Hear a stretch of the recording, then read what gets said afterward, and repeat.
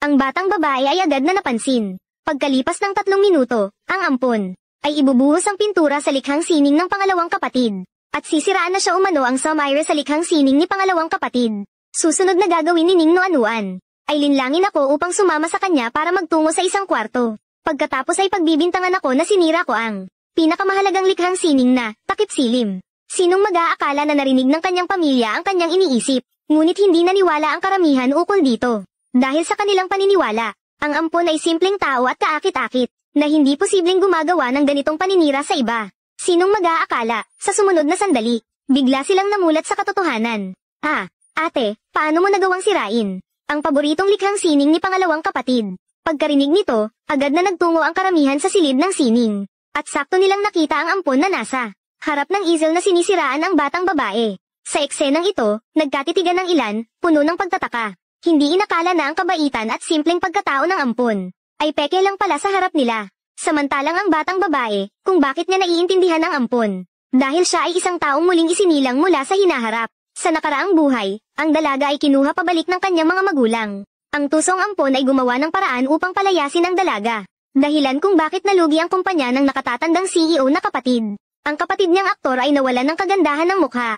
Ang nakatatandang kapatid na siyentista ay tumalon at nagpakamatay. Sa huli, ang sisi ay lahat itinapon sa dalaga. Lahat ng paratang ay ibinintang sa kanya. Kaya naman itinuring siya ng pamilya bilang isang malas. Mabuti na lamang at ang langit ay nagbigay ng pagkakataon. At binigyan ang dalaga ng pagkakataong muling mabuhay. Bumalik siya sa araw na sinundo siya ng kanyang mga magulang. Ang unang bagay na ginawa ng dalaga pagkatapos muling mabuhay, ay kumuha ng 10,000 yuan mula sa kanyang bag. At inilagay iyon sa ilalim ng kumot. Dahil sa nakaraang buhay, ang ampon ay nagbayad sa tagapag-alaga upang aipakulong siya sa pagnanakaw ng pera. Ang dahilan kung bakit siya itinakwil ng kanyang pamilya. Katulad ng nakaraang buhay, agad siyang niyakap ng kanyang ina nang makita siya. Ngunit isang segundo lang, napansin niya. Ang katawan ng dalaga ay puno ng mga sugat. Xiaoqi, anong nangyari? Sabihin mo sa mama mo kaibigan Domi, may nananakit ba sa'yo? Inaapi, napakarami na. Ito ang boses ni Xiaoqi. Pero hindi naman siya bumukas ng bibig para magsalita. Ang narinig ko ba ay ang tinig ng puso ni Xiaoqi. Habang gulat na gulat si mama dito, nagsimulang magkwento ang dalaga sa kanyang isip tungkol sa ampon. Sinabi niya na ang ampon ay nagbayad ng maraming tao sa ampunan. Araw-araw, hindi bababa sa 8 beses siyang sinasaktan. At malapit nang dumating ang caregiver para akusahan siya na nagnakaw ng pera.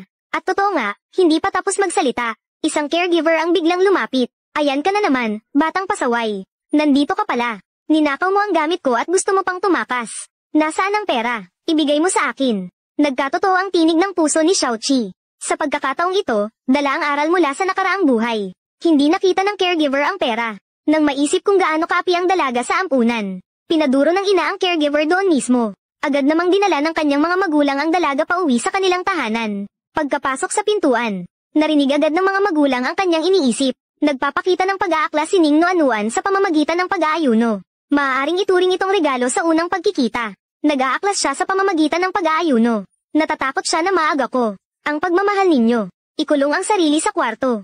At mag-ayuno. Sa ganitong paraan, maaari nyo na akong ibalik sa ampunan. Hindi ito ang nais ni Noanuan. Habang litong-lito ang mga magulang, dumating ang nakatatandang kapatid na may balitang nag-aayuno ang ampon. Halatang nagulat ang dalawa. Sa oras na ito, pinipilit ng ikalawa at ikatlong kapatid ang ampon na kumain. Hindi nila alam na peke ang pag-aayuno ng ampon. Punong-puno na ng pagkain ang loob ng kwarto. Habang nag-aalala ang lahat, narinig nilang muli ang iniisip ng dalaga. Alam naman nilang peke ito. Kapag mas sinuyo nyo siya, mas lalo siyang magpapakita ng pag-aaklas. Napamangha ang tatlong magkakapatid. Hanggang sa makita nila ang mga tingin ng magulang. Doon lang nila natutunan na kaya nilang marinig ang iniisip ng dalaga. Para mapatunayan ang sinasabi ng dalaga, tatlong magkakapatid ang agad na nagpasya na sirain ang pinto at pumasok. Nang makapasok sila sa loob ng bahay, sa kanila napansin na ang pinaplano ng ampon na mag-ayuno ay kunwari lamang.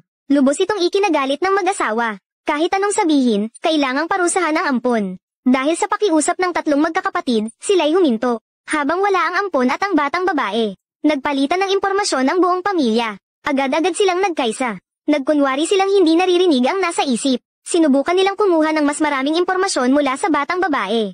Totoo nga, noong araw na iyon habang kumakain, may bagong natuklasan. Mula sa iniisip ng batang babae, nalaman nila ang kanilang buong pamilya. Sa huli, hindi lang sila maghihirap dahil sa ampon. Pati na rin ang kinahinatnan ng tatlong magkakapatid ay mas malala pa kaysa sa inaasahan. At bago pa man kumain, sinira na ng ampon ang likhang sining ng ikalawang kapatid. Pinaplano niyang ay paratang ito sa kanya.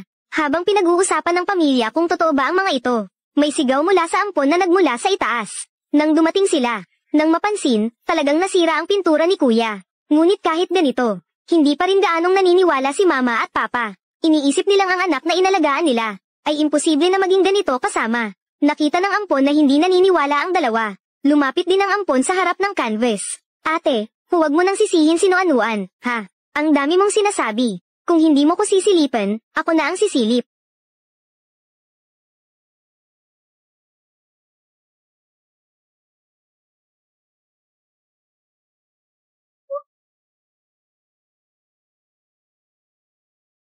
Kung hindi kayo naniniwala, bubuksan ni Nuan-Nuan ang canvas, para makita ng lahat ng sariling mga mata. Ate, huwag mong sisihin si Nuan-Nuan, ha? Ang bagal mo. Kung hindi mo bubuksan, ako na ang magbubukas nito.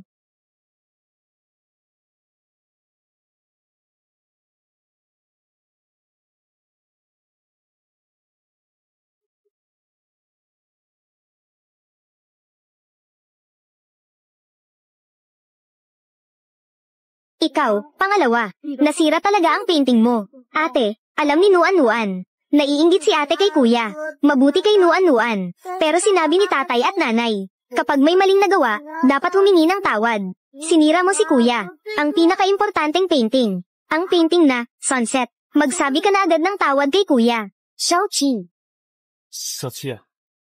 Alam ito ng lahat. Hindi maganda ang naging buhay mo sa bahay ampunan. Pero ang pagwasak sa painting ni kuya, mali iyon para sa'yo. Sinasabi mong sino ang mali, siya ang mali. Kasalanan lahat ni Xiaoqi. Hindi dapat bumalik si Xiaoqi mula sa bahay ampunan. Hay, ang pamilya ko. Mga bobo na may problema sa mata. Ano pa ba ang magagawa ko? Sa unang siyam na buhay, sining Nuan-Nuan. Sinira ang painting ni kuya. Pero ako ang hinamak. Dahil dito, nasaktan ako. Napal si kuya sa bahay dahil sa sobrang lungkot.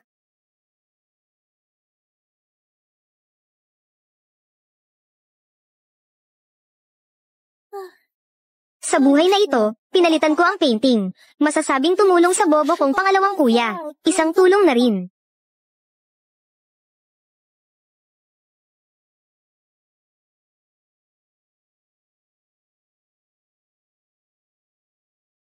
Sining Xiaoqi naghihintay sa mama at papa. Alam ng mga kuya. Pag-uwi mo lang sa bahay, sinira mo na agad ang painting ni pangalawang kuya. Siguradong kaiinisan ka nila.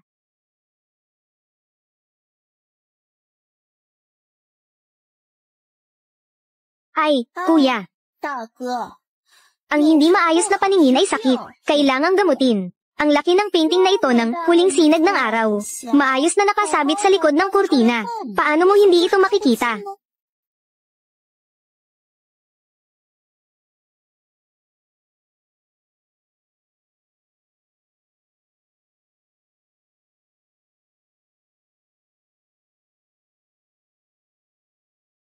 Oo, huling sinag ng araw, ang painting ko, walang problema. Paano nangyari ito? Ning Nuan-Nuan. Sabi ni Ning Nuan-Nuan, bobo ka raw. Mukhang hindi ka talaga matalino. Ikasyam na buhay na, pero niloloko mo pa rin ako. Si Xiaoqi din, ang bobo talaga. Xiaoqi, simula pagkabata mo sa orphanage ka lumaki. Hindi ka pa nakauwi sa bahay kahit kailan. Bukod pa rito, marami akong ginawang mga painting. Paano mo nalaman na ang pinakapaborito ko ay ang huling sinag ng araw? Basta alam ko, ang tungkol sa mga bata, huwag makialam ang mga matatanda. Sining Nuan-Nuan ngayon. Pinapatunayan na inakusahan mo ako ng walang batayan. Mali ka. Hindi ba dapat mag-sorry ka sa akin? Kanina lang ikaw ang nagsabi. Kapag nagkamali ka, dapat humingi ng tawad. Itinago ni ate ang pintura. Hindi rin niya sinabi kay Nuan-Nuan. Kuya, hindi sinasadya ni Nuan-Nuan. Xiaoqi, ang kapatid mong babae. Siguro hindi rin niya sinasadya. Patawarin mo na siya. Pwede ba? Alam ko naman iyon. Xiaoqi, kailangan mong humingi ng tawad kay Nuan-Nuan ngayon. Kuya, hindi ko sinasadya. Kahit sinasadya mo o hindi, kailangan mo pa rin humingi ng tawad. Kung hindi, bumalik ka na lang sa ampunan mo. Totoo ngang kahit anong gawin ni Xiaoqi, sining Nuan-Nuan lang ang mahalaga sa kanila. Akala ko pa naman, iba ang buhay na ito. Kalimutan na, kalimutan na. Babalik na lang ako sa ampunan. Nuan-nuan, humingi ka agad ng tawad kay ate, bilis. Ha, Ning Nuan-nuan, paano ba kita tinuruan dati? Humingi ka ng tawad, dali. Kapag nagkamali, aminin. Ang pag-iyak ay hindi solusyon sa problema. Tama, oo, tama. Parehas lang ang tingin namin sa inyong dalawa ni Xiaoqi. Pareho kayong mahalaga. Hindi kami kakampi sa kung sino man. Humingi ng tawad. Kuya, talaga namang nakita ni Nuan-nuan na sinira ni ate ang pintura. Nuan-nuan, kung magpapatuloy ka pa rin ng ganito, hindi ka na rin magugustuhan ni kuya. Mabilis kang humingi ng tawad kay ate. Ayoko. Ang pamilya na ito ay talagang kakaiba. Maaari bang sa buhay kong ito, mali ba ang paraan ko ng muling pagkabuhay? Bakit sila nagbago? Baka huwag munang umalis. Pagmasdan ko muna ng maigi. Sa wakas naniwala ang anak na babae. Mahal namin siya. Hindi. Kailangan talagang umalis. Hindi na talaga dapat sila bigyan ng pagkakataong masaktan si Xiaoqi ulit. Ay, Xiaoqi, kara-rating mo lang. Hindi ka pa pamilyar sa mga tao sa bahay. Mahal ka ng lahat. Lalo na ikaw. Ako, ang pangatlo mong kuya. Ako, may inihanda ako para sa'yo. Maraming bagong damit. Dadalhin kita para makita ang mga bagong damit. May mga bagong damit pala. Bakit hindi ka muna manatili ng ilang araw? Zhang. Wow. Ang mga ito ay inihanda para sa'yo. Tingnan mo kung alin ang magugustuhan mo. Ito. Ito, tingnan ko nga. Oo, maganda. Maganda rin ang kulay. Ang cute na prinsesa na si Xiaoqi. Subukan mo na, dali.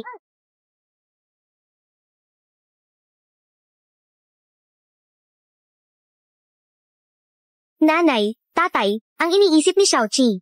Lahat ng sinabi niya ay nangyari. Walang kahit isang mali. Ibig sabihin, si Xiaoqi, talagang kayang hulaan ang hinaharap. Ang dami mo nang nagawang maikling palabas.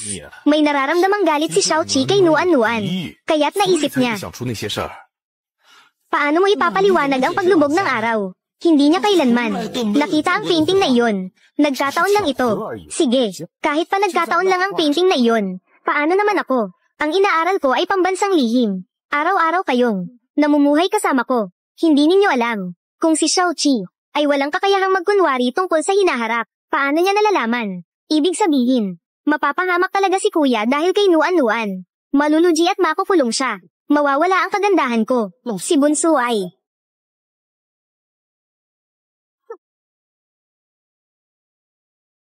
hindi maaari. Si Nuan-nuan ay mabait at may pangunawa. Bata pa siya. Paano niya magagawa? Ang mga bagay na ni mga matatanda ay hindi magawa. Pero ayos lang. Hindi siya tunay na anak natin. Pero kahit papaano ay kasama natin siyang namuhay ng magkasama sa loob ng 8 taon. Hindi pwedeng dahil lang sa nararamdaman ni Xiaoqi ay magpasya agad tayo. Nasasaktan tayo ni Nuan-nuan. Ganito na lang. Subukan natin sa huling pagkakataon. Patunayan ang nararamdaman ni Xiaoqi. Kapag napatunayan kay Xiaoqi na talagang kaya niyang makita ang hinaharap, mag-iisip pa tayo ng plano para kay Nuan-nuan. Lumabas na si Xiaoqi, tigilan na ang pagsasalita.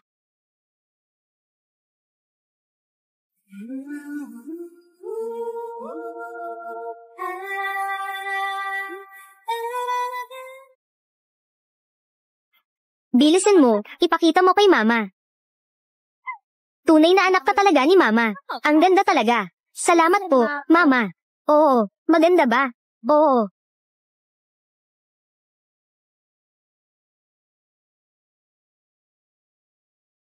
Ate, alam ni Nuan-nuan ang pagkakamali niya. Pwede ba? Huwag niyo sanang kamuhiin si Nuan-nuan. Hayaan mo na, nakakainis nga si Ning Nuan-nuan. Pero ang mas nakakagalit ay ang tunay niyang mga magulang. Sa nakaraang 9 na henerasyon, wasak ang pamilya. Lahat ito ay kasalanan ng tunay niyang mga magulang. Tunay na mga magulang.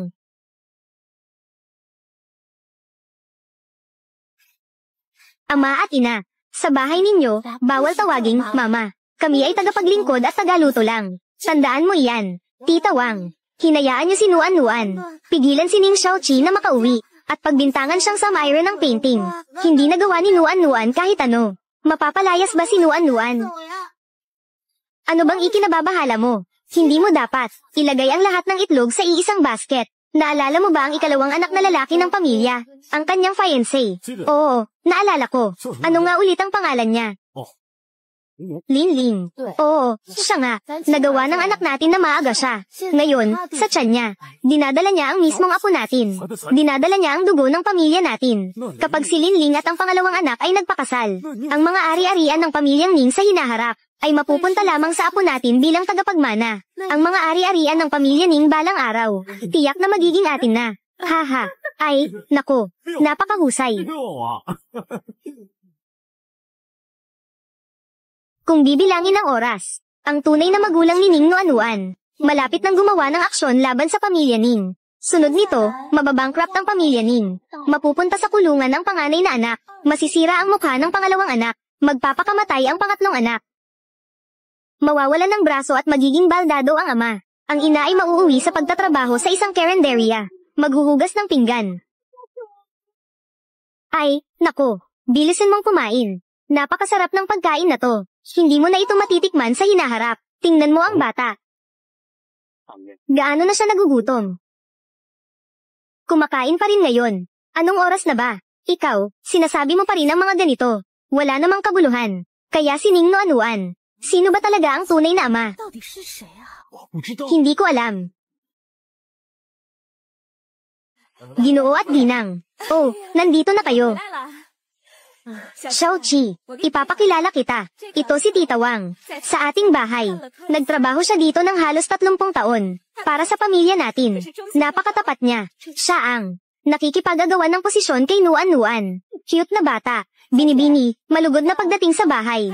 At ito naman, ay si Tito Zhao, ang ating chef sa pamilya. Sila kuya mo. Simula pagkabata ay lumaki sa pagkain niya. Magandang araw, Binibini. Ginang. Natutunan ko lang magmasahe. Hayaan niyo akong masahihin ang inyong balikat.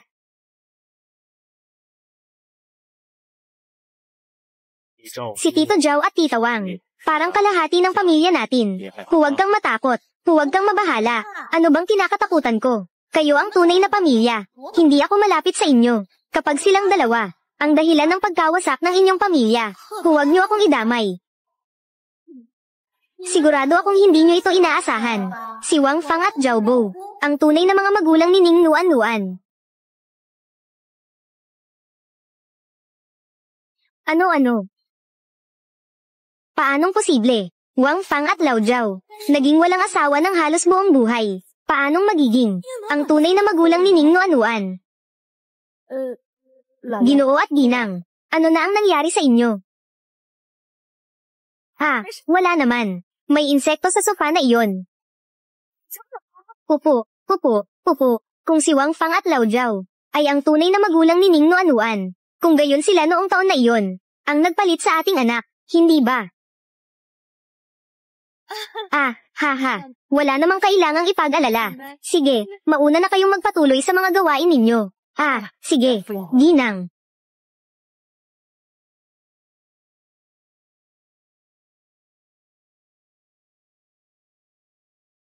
Xiaoqi, magdala ka kay Ate Noanuan. Pati na rin ng isang ice cream. Pwede ba? Sasama rin ako. Pumunta.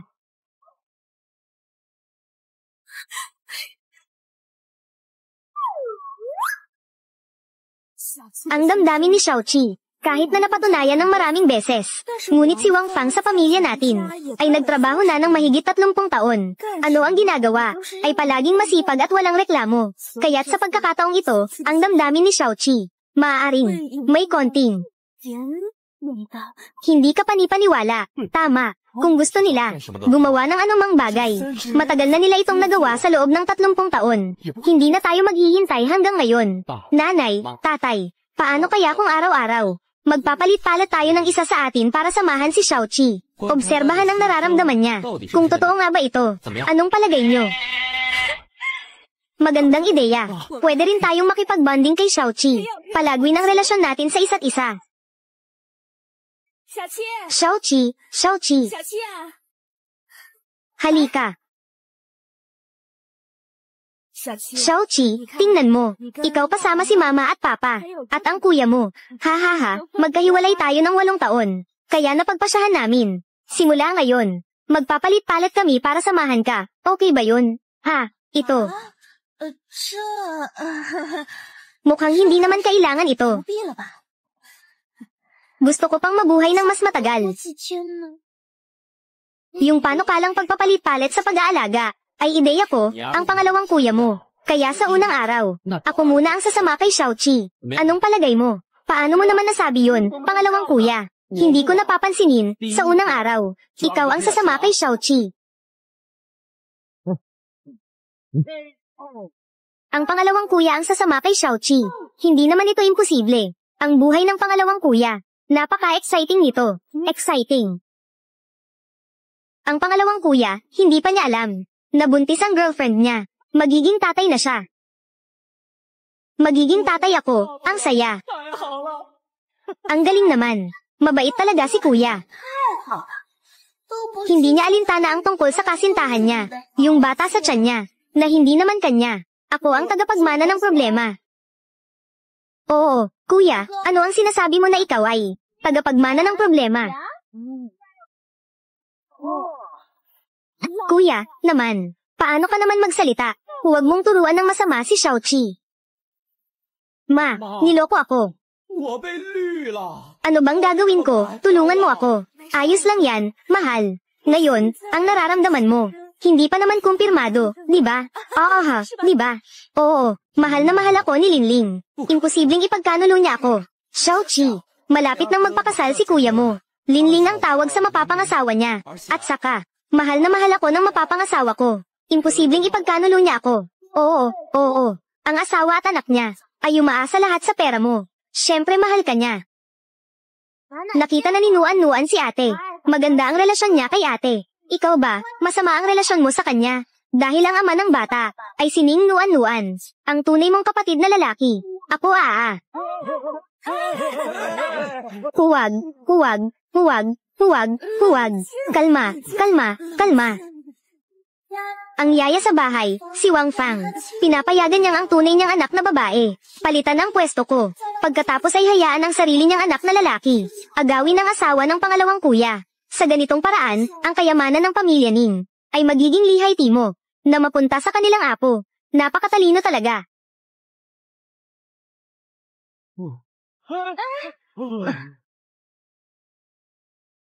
Ang fiancé mo ay buntis. Paano niya hindi sasabihin sa'yo? Oo, buntis ang asawa ko. Siyempre, una niya akong sasabihan. Tama ba?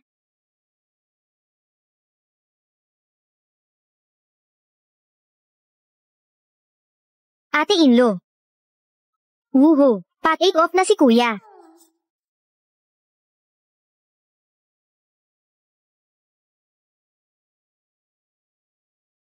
Imposibleng mangyari yon. Hindi ako pagtataksilan ni Linling.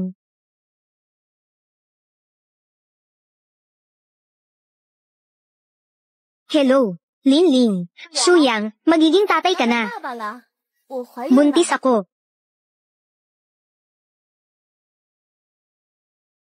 Shuyang, magiging tatay ka na. Buntis ako.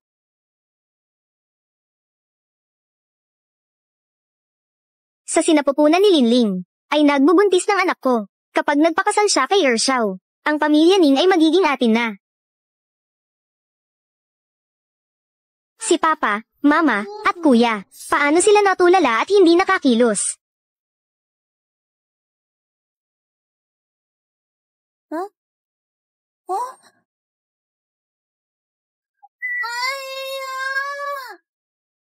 Si Xiaoqi ay ayos lang.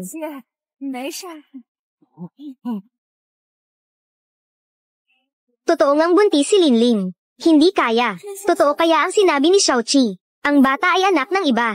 Si kuya ay nagparaya. Shuyang, bakit hindi ka nagsasalita? Hindi kaya ito ay dahil alam mo na magiging ama ka. Masaya at tulala ka na. Binabati kita, kuya, magiging ama ka na. Si kuya ngayon, siguradong sobrang saya niya. Batay sa aking karanasan. Ngayon si kuya, kung pupunta siya kay Linling, malay mo, maaaring makita pa niya si Linling at magkasama si Ning Nuan at ang kuya niya. Ako, hindi gagawin sa akin ito ni Linling. Kuya, saan pupunta si kuya? Hindi kaya sobrang saya niya. na gusto niyang makita si Linling. Kuya, hintayin mo ako. Sasama na rin ako.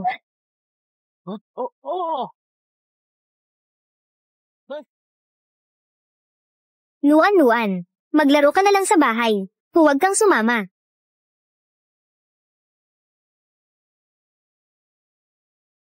Mga tao ng pamilya Ning, hindi na pupunta kay Linling, di ba?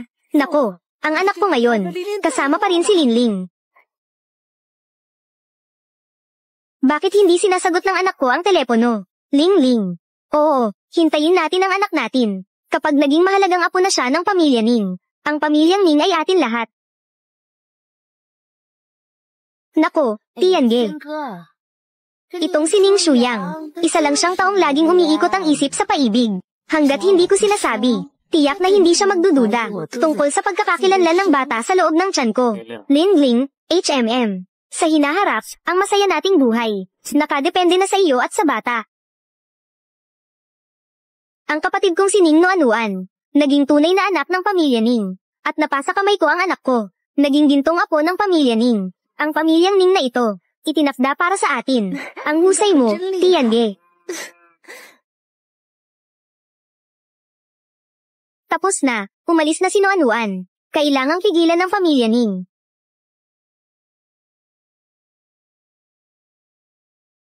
Papa, Mama, dito ba nakatira ang pangalawang hipag sa itaas? Narinig ko, kapag nanghuli ng pagtataksil, nagkakaroon ng away. Sandali lang. Siguraduhin na mag-away kayo. Pangalawang kuya, sandali lang. Kunin mo ito ng maayos. Mamaya, ibigay mo ito sa pangalawang hipag. Sana ay magtagal kayo ng habang buhay. Ahahaha. Xiaoqi, huwag na ang ganito. Huwag kang padalos-dalos.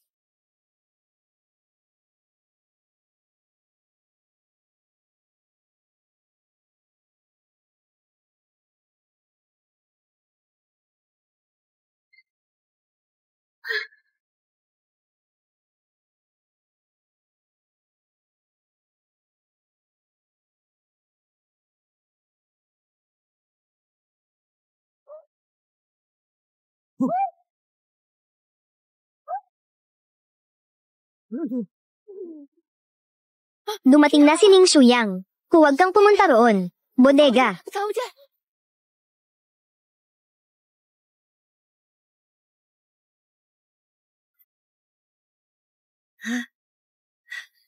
Tito, tita, Kuya Shuyang, at pangatlong kapatid. Bakit kayo nandito lahat? Umalis ka.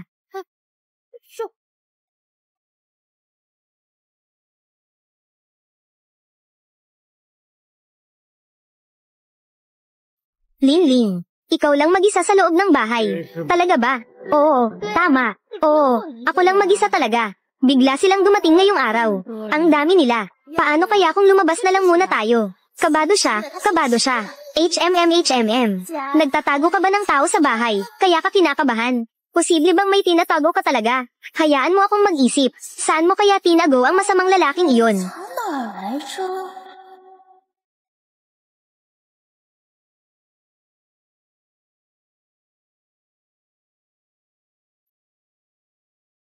Huwag kang lumapit.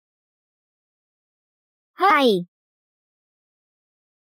Si Xiaoqi ba ito? Xiaoqi, ano ba ang hinahanap mo? May tinatagong tao sa bahay ni Ate Inlo. Tinutulungan ni Xiaoqi si Ate Inlo. Hulihin ang masamang tao. Nahuli na tayo. Xiaoqi, gusto mo na bang umamin sa amin? Ay nako, Xiaoqi, huwag kang magsalita ng kung ano-ano. Sa bahay ni Ate Inlo, paano magkakaroon ng tinatagong tao dyan? Pero, may isa rito, panglalaking tsinelas. Tapos na. Nag-aalala si Xiaoqi na baka nasa panganib si Ate Inlo. Kaya tinutulungan si Ate Inlo, ang masamang tao na tinatago. Hulihin siya. Ay, Xiaoqi. Hindi ito panglalaking tsinelas. Ito ay nako, Ate Inlo. Huwag mo nang pakitunguhan ng ganito si Xiaoqi. Ang iyong kaligtasan ay aking poprotektahan.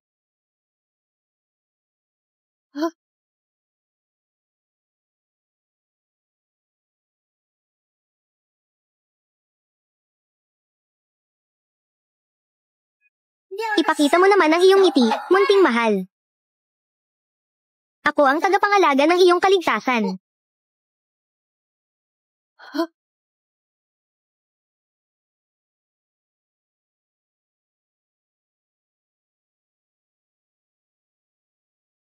Magpakita ka, maliit na mahal. Masamang lalaki. Alam na ni Xiaoqi ng maaga. Saan ka nagtatago? Hala, hindi na kita hahanapin. Matatakot ka na lang. Tulungan mo ako. Tulungan mo ako. Mayroon bang maaway na Diyos? Halika't tulungan mo ako.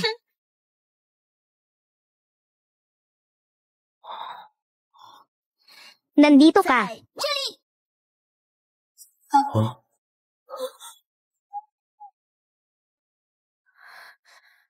Nasaan ka?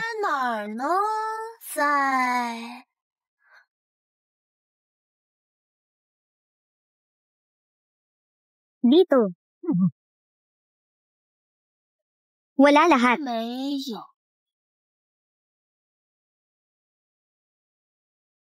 Pwede ba? Kaya ba? Nasa. Doon. Huwag buksan ang kurtina. Huwag buksan ang kurtina. Aba, hinabol ka ni Xiaoqi. Tapos na. May tao sa loob ng aparador. Oy, kuya dalawa. Ano sa tingin mo? Yung malaking salbaha. Nakatago ba siya sa loob? Huwag itaas ang kurtina. May tao ba sa loob? Malalaman mo kapag binuksan. Oy, Shuyang. Imbakan ito ng mga gamit. Magulo. Tingnan mo, nandito sina tito at tita. Ang awkward ko naman. Mali, ang daming damit. Ang masamang tao sa aparador. Bakit hindi siya nakadamit? Ang lalaking nasa aparador. Kailangan kong tingnan ang loob. May tao ba? Huwag.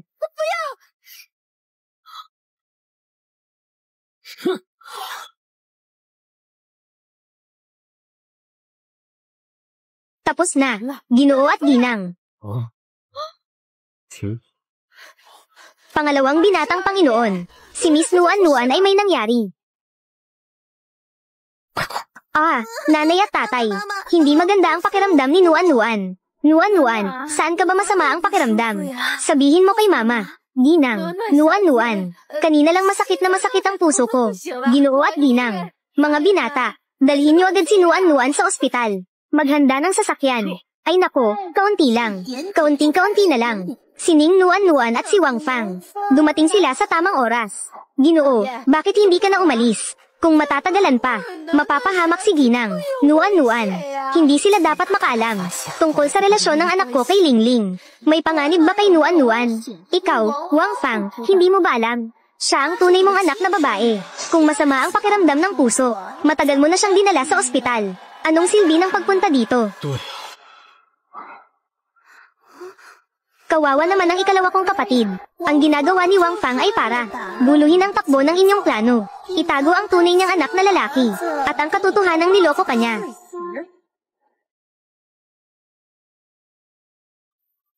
Noon pa alam na ni Ning Nuan-Nuan. Sinabi niyang hindi maganda ang kanyang pakiramdam. Kaya kung lokohin kayo para umalis. Si Xiaoqi hindi na maglalaro ng matagal.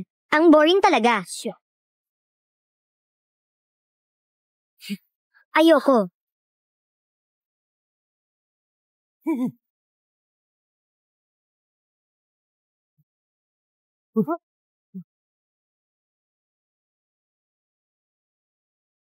Wow, ang tapang talaga ni Kuya Sa wakas, nahuli na niya mismo. Wow, Ate Ano tong bagay na to? Hindi kaya tao to. Tapos na.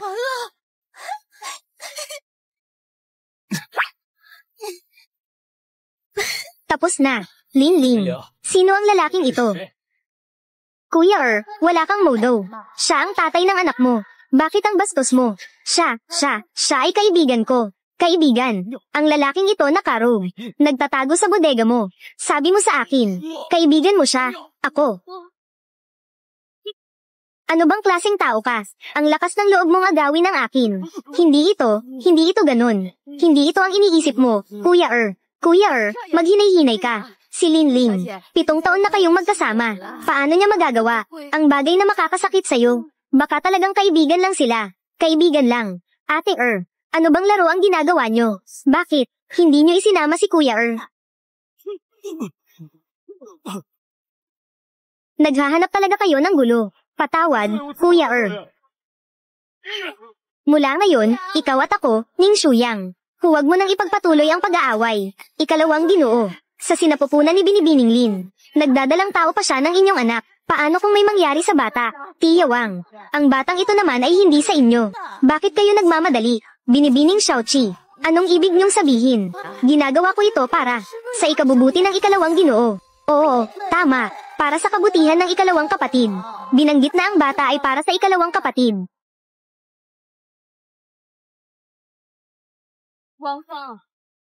Paanong? Kayo pa ang mas nagmamalasakit sa bata kaysa sa tunay na lola nito. Mas nag-aalala pa kayo. Hindi kaya. Ang dinadala ni Linling sa kanyang sinapupunan ay tunay mong apo, Tiya Wang. Parang sa tingin ko ikaw at ang taong ito ay parang mag-ina. At magkamukha kayo ni Ning Nuanuan. Ay nako, Binibining Xiaoqi. Huwag kang magsalita ng kung ano-ano. Paano ko ba naman magiging magkamukha ng mga taong ito? Hindi ko rin kilala ang matandang babaeng ito. Matandang babae. Hay nako. Sinasabi ko lang ito para magbiro. Bakit ba kayo nag-aalala ng sobra? Linling. Kanselado na ang kasunduan sa kasal. Simula ngayon, ikaw at ako, Ning Shuyang. Wala nang anumang ugnayan. Mga tao.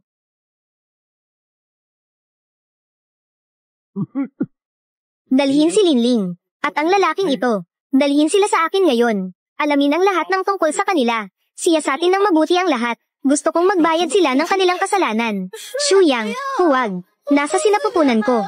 Ang anak mo. Pangalawang Ginoo, huwag po.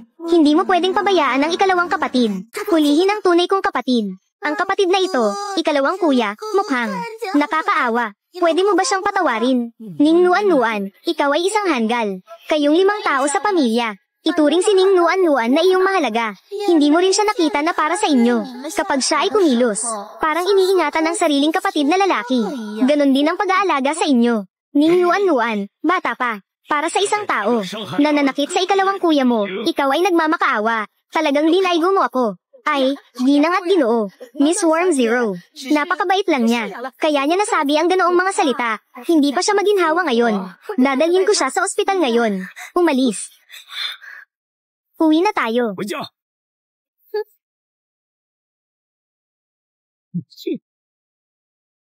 Linling nagtaksil. Sa kanyang tiyan.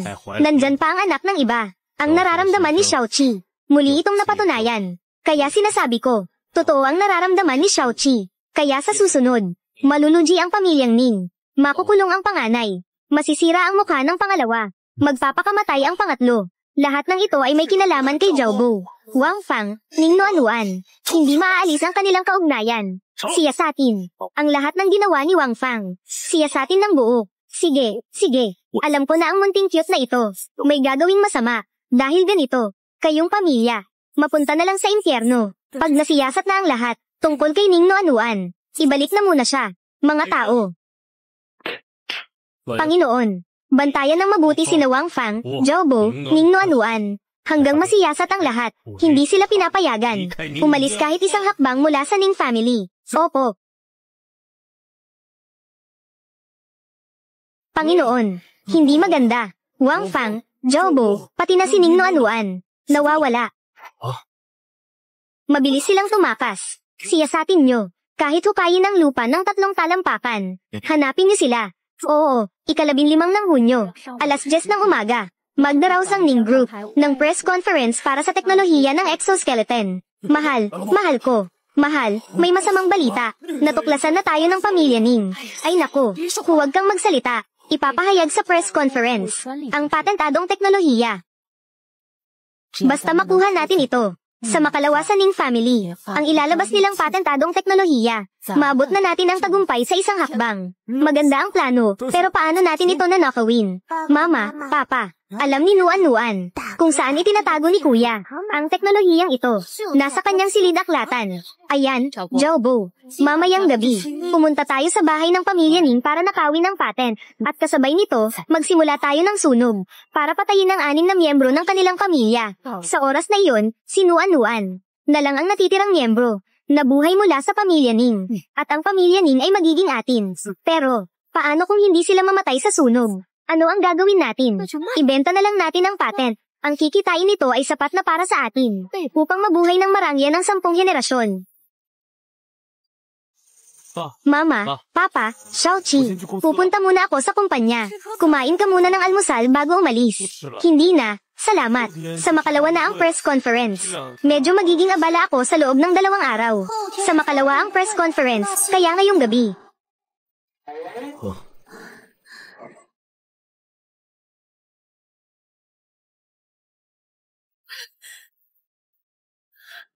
Ngayong gabi, sina Wang Fang at Zhao Bo ay magpapakawala ng malaking apoy. Susunugin tayo ng buo. Masusunog.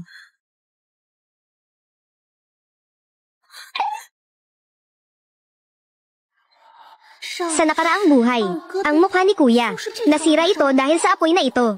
Masisira ang mukha ko ngayong gabi. Ayaw ni Xiaoqi na masunog sa apoy. Kailangan kong maghanap ng paraan para makalabas at makapagtago. Mama. Oo, ngayon, gusto kong pumunta sa ampunan. Tumira doon ng ilang araw. Tumira sa ampunan ng ilang araw. Ha, Xiaoqi, maayos ka namang nakatira sa bahay. Bakit mo gustong pumunta sa ampunan? At saka, sa ampunan, wala ka naman masyadong kaibigan doon. Tama ba? Oo, tama nga. Bakit ka babalik doon? Hindi ko maaaring sabihin na ngayong gabi, ang buong pamilya ni Ning Nuanuan masusunog ng apoy. Susunugin tayo ng buo. Kahit sabihin ko, hindi rin kayo maniniwala. Masusunog. Ha. Xiaoqi, ang ampunan ngayon ay kasalukuyang inaayos. Oo. Hindi ka na makakabalik ngayon, ha? Ay nako. Mama, narehistrong simbolong tatak pangkalakal. Masakit ang tiyan ko.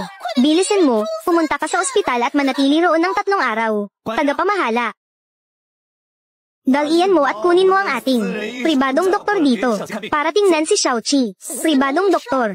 Huwag kang mag-alala, Xiaoqi. Kahit anong maramdaman mo ngayon na hindi maganda, ang pribadong doktor natin ay kayang gumamot sa'yo.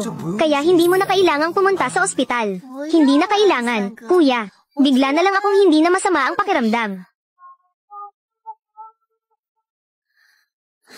Hindi natin pinalalayo si Xiaoqi. Hindi ba parang sobra naman iyon? Sobra. Hindi mo ba narinig ang sinabi ni Xiaoqi? Sa nakaraang 9 na buhay, hindi natin nabago ang ating tadhana. Ngayon, si Xiaoqi na lang ang tanging pwedeng magligtas sa atin. Papa, gaano kalayo ang bahay natin mula sa fire station? 10 minuto. Ang tagal naman nun. Habang hinihintay natin ang bumbero, ang buong pamilya natin ay abong na. Para ng pataba. Sa nakaraang buhay, si Kuya Dalawangay, nasunog at nasira ang mukha. Ang sakit noon. Hindi pwedeng masunog si Xiaoqi.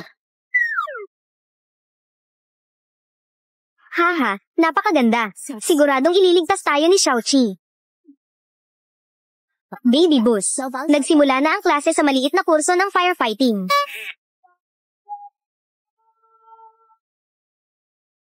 Kuya, ang mga pinapanood ni Xiaoqi, totoo bang makakaligtas sa atin? Si Xiaoqi nga. Tingnan mo ang mga animated na palabas na ito. Mag-aral ng firefighting. Bakit hindi mo na lang tingnan ang firefighting equipment natin? Huwag mo akong abalahin sa klase ko. Kung ang mga bagay na iyon, may silbi man. Matagal nang ginamit ni Xiaoqi sa nakaraang 9 na buhay. Tungkol sa pamilya ni Ning Nuanuan. Wala kayong alam tungkol sa kasamaan. Aki ang 8. Ginoo, si Wang Fang, si Zhao Bo, at si Ning Nuanuan, natagpuan na ba? Ginoo, wala pang natuklasan na bakas nila, ama at ina sa buhay na ito. Bakit hinahanap si Ning Nuanuan? At ang tunay niyang mga magulang, gusto pa nilang magsunog. Kayo naman, paano kayo makakakita? Hindi kayo makakatakas. Nanay, anong materyales ang mesa na ito?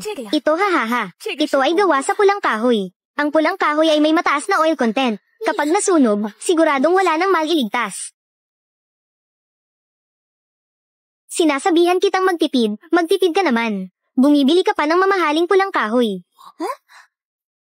Itay, gaano ba kalaki ang bahay natin? Ang bahay natin, ang pinakamalaking mansyon sa Haicheng. Sumikop ng daang ektarya.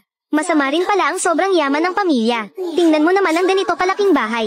Kapag nagkasunog dito, ni hindi tayo makakatakas. Sinasabihan kita na puro kabili ng bili. Ang 400 square meter na villa. Hindi ba maganda tirahan? Bakit ba kailangan bumili ng daang ektaryang mansyon?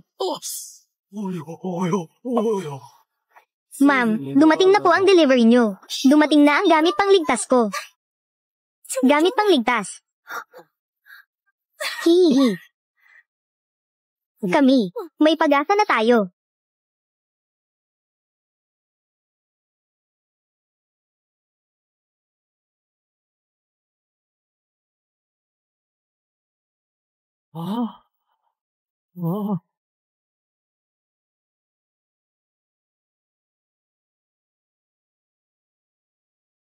Xiaoqi, anong balak mong gawin sa mga binili mo?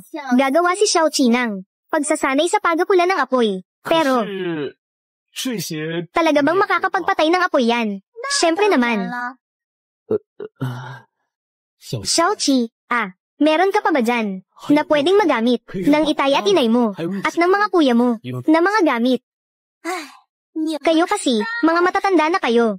Lahat ng ito ay para sa mga bata lang. Hindi ninyo magagamit. Kapag may sunog, wala kayong magagawa. Bumili ng mga ito para sa inyo ay purong pag-aaksaya ng pera. Sa buhay na ito, dapat mabuhay si Xiaoqi. Hindi pwede. Kailangan din nating maghanda. Tagapamahala, Ginoo. Maghanda ng 1,000 mga piraso. Apoy na pampatay. Ipahayag ito. Mamayang gabi, 12:00. Lahat sasamahan si Xiaoqi. Pagsasanay sa sunog.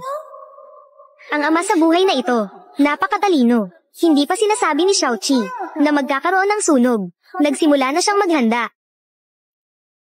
Pero huli pa rin. Pagkalipas ng 5 minuto, ang tahanan ng Ning ay magiging abo na. Bilisan mo. Bilisan. Bilisan. Ay, ako na. Padaan muna.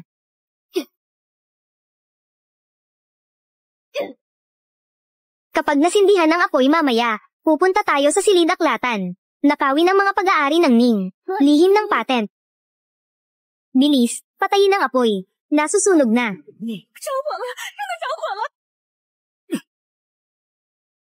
Bilis, umalis. Bilis, bilis, bilis, bilis.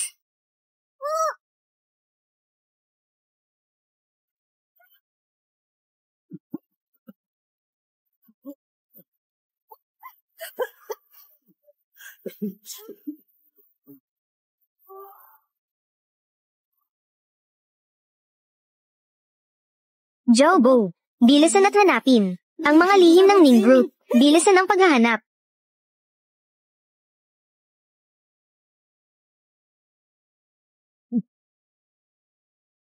Mahal, natagpuan ko na. Ang USB na inilarawan ni Nuan. Eksaktong pareho. Umaangat na. Umaangat, umaangat. Bilis, hanapin si Pangulong Leo. Ginoo, Binang. Patay na ang apoy.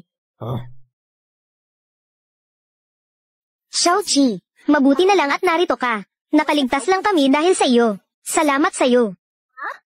Kung hindi dahil kay Xiaoqi, kailangan natin ng pagsasanay sa sunog. Mamayang gabi, tayo ay malalagay sa peligro. Sa buhay na ito, bakit iba ito kumpara sa siyam na nakaraang buhay? Lahat ay hindi na pareho. Ano talaga ang mali? Xiaoqi, ang iyong pagdating, ang nagbago sa aming kapalaran. Sa buhay na ito, ang tatay, nanay, at kuya, kumpara sa ilang nakaraang buhay, ay naging mas matalino. Pero anong silbi nito? Ang pamilya Ning ay malapit pa rin malugi. Ang ilalabas sa makalawa, ang pangunahing teknolohiya, ay kukunin ni Ning Nuan at ng kanyang tunay na mga magulang. Ninakaw na. Tara na. Bilis, bilis. Paano kayo babalik? Hindi nyo man lang ako tinawag. Hintayin nyo ako. Boss, bilisan mo. Tingnan agad ang USB. Ang ilalabas sa makalawa, ang classified na datos ng exoskeleton, ay nawala. Magpadala agad ng tao para maghanap. Pakilyusan ang lahat ng tao sa pamilya Ning. USB. Kailangang mabawi. Tingnan nyo, kinakabahan kayo. Kanina pa pinalitan ko ang USB. Napalitan ko na. Yung ninakaw ni Wang Fang ay peke. Ahahaha, oo. Si Xiaoqi. Siya ang tita Liu mo. Xiaoqi Ako ay kaibigan ng nanay mo sa loob ng 30 taon. Mabuting kaibigan. Simula ngayon, katulad ng mga kuya mo, tawagin mo ako, Tita Yu, pwede ba? HMM. Oh, sige. Hahaha. Si Xiaoqi talaga, may sariling personalidad. 15 ng Hunyo, 7. Iyon ang araw na ito. Ang babaeng ito ay kaibigan ng nanay sa loob ng maraming taon. Mabuting kaibigan. At kaklase rin ng nanay. Ang masamang babaeng ito ay mahirap ang kalagayan sa buhay. Mabait ang nanay. Simula pa noong elementarya, ginamit niya ang sarili niyang baong pera para tulungan ang masamang babaeng ito na makapag-aral. Mag-aral. Hanggang sa makapagtapos ng kolehiyo ang masamang babae. At magsimula ng magtrabaho. Tama, kami ni Liu. Ay talagang ganito ang relasyon. Ang masamang babaeng ito, sa loob ng maraming taon, hindi pa nagpakasal. Sa totoo lang, dahil may lihim na pagmamahal siya kay Papa. Ano? Lihim na pagmamahal sa asawa ko. Lihim na pagmamahal kay Papa ko. Bakit? Bakit mo ako tinitingnan ng ganyan? Kahit na gusto niya si Papa. Pero sa puso ni Papa, si Mama lang ang mahalaga. Ni hindi niya napansin na ang masamang babaeng ito ay gusto siya. Buti na lang at tapat si Ningyon. Pero ngayong 15 ng Hunyo, ang masamang babaeng ito ay titira sa bahay namin. Plano niyang suruan si Papa.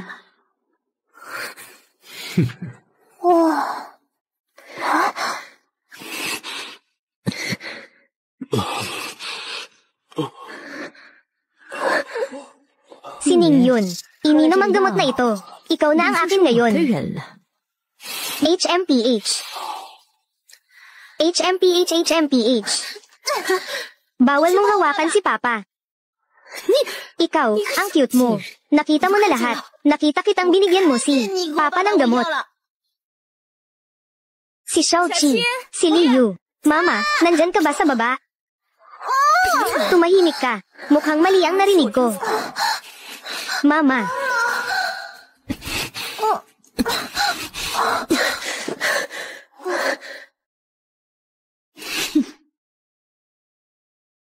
Ang masamang babaeng ito ay pinainom ng alak. Si Papa at pinilit siyang uminom ng gamot. Gusto niyang saktan si Papa. Nang matuklasan ito ni Xiaoqi, binugbog pa niya si Xiaoqi hanggang mawalan ng malay. Sinaktan si Xiaoqi. Hihihi. Sa nakaraang 9 na buhay, kahit anong paliwanag ni Papa, na wala siyang ginawang masama, hindi pa rin naniniwala si Mama. Pinilit niyang makipagdiborsyo kay Papa. Sa buhay na ito, hinding-hindi papayag si Xiaoqi, ang masamang babae isa, para sirain ang relasyon ni Papa at Mama. Damdamin. Ang damdamin ni Xiaoqi ay hindi nagsisinungaling. Kaya si Liu talaga ang gustong Samira sa aking kasal. Bakit ganito nila ako tingnan? Huwag sabihin na natuklasan nila ang balak kong gawin. Kuya Lin, lihim kitang minahal ng 30 taon. Bakit hindi mo nakikita ako? Huwag sabihin na ang ipinapakita ko ay hindi pa sapat na malinaw.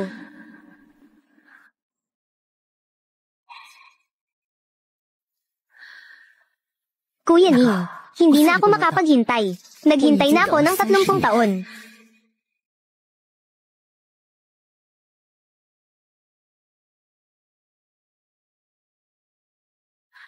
Basta kainin mo ang gamot na ito ngayong gabi.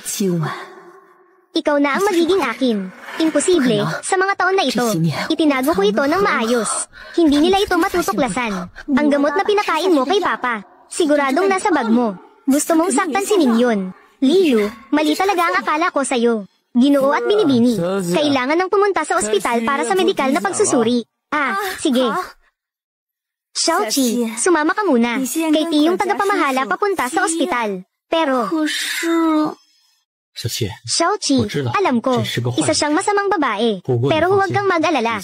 Nasa kontrol ko ang lahat. Sige na nga. Mama, kuya, mauna na ako.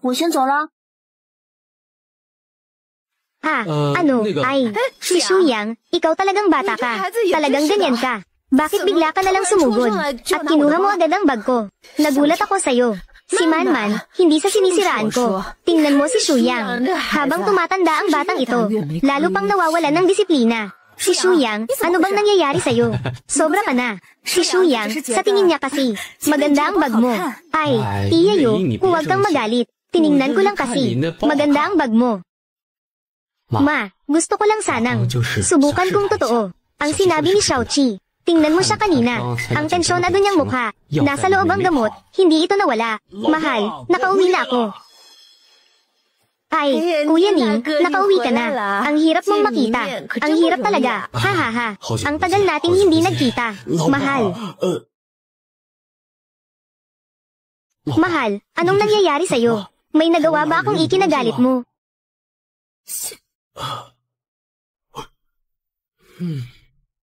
Tay, bahala ka na sa sarili mo.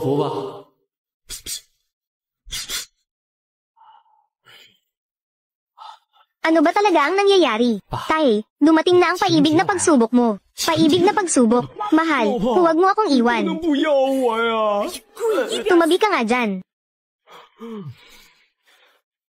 Tay, ang talino mo. Talagang nakakabahala. Ang sinasabi kong paibig na pagsubok ay si Tita Liu. Gusto niyang kunin ang dangal mo. Ano ba ang nangyayari? Mahal, ayusin mo ang sarili mong problema. Si Manman, tingnan mo, kakabalik lang ni Kuya Ning. Bakit hindi tayo magmadaling kumain? Huwag nating gutuman si Kuya Ning. Gutom ba ako o hindi? Ano bang pakialam mo? Huwag mo akong idamay. Tingnan mo ang sinasabi mo, Kuya Ning. Nag-aalala lang din ako sa'yo. Ha ha ha, salamat sa'yo. Pinahamak mo ako. Kuya Ning, ngayong araw, ang galing mo magbiro. Si Manman, Tara, magmadali tayong kumain.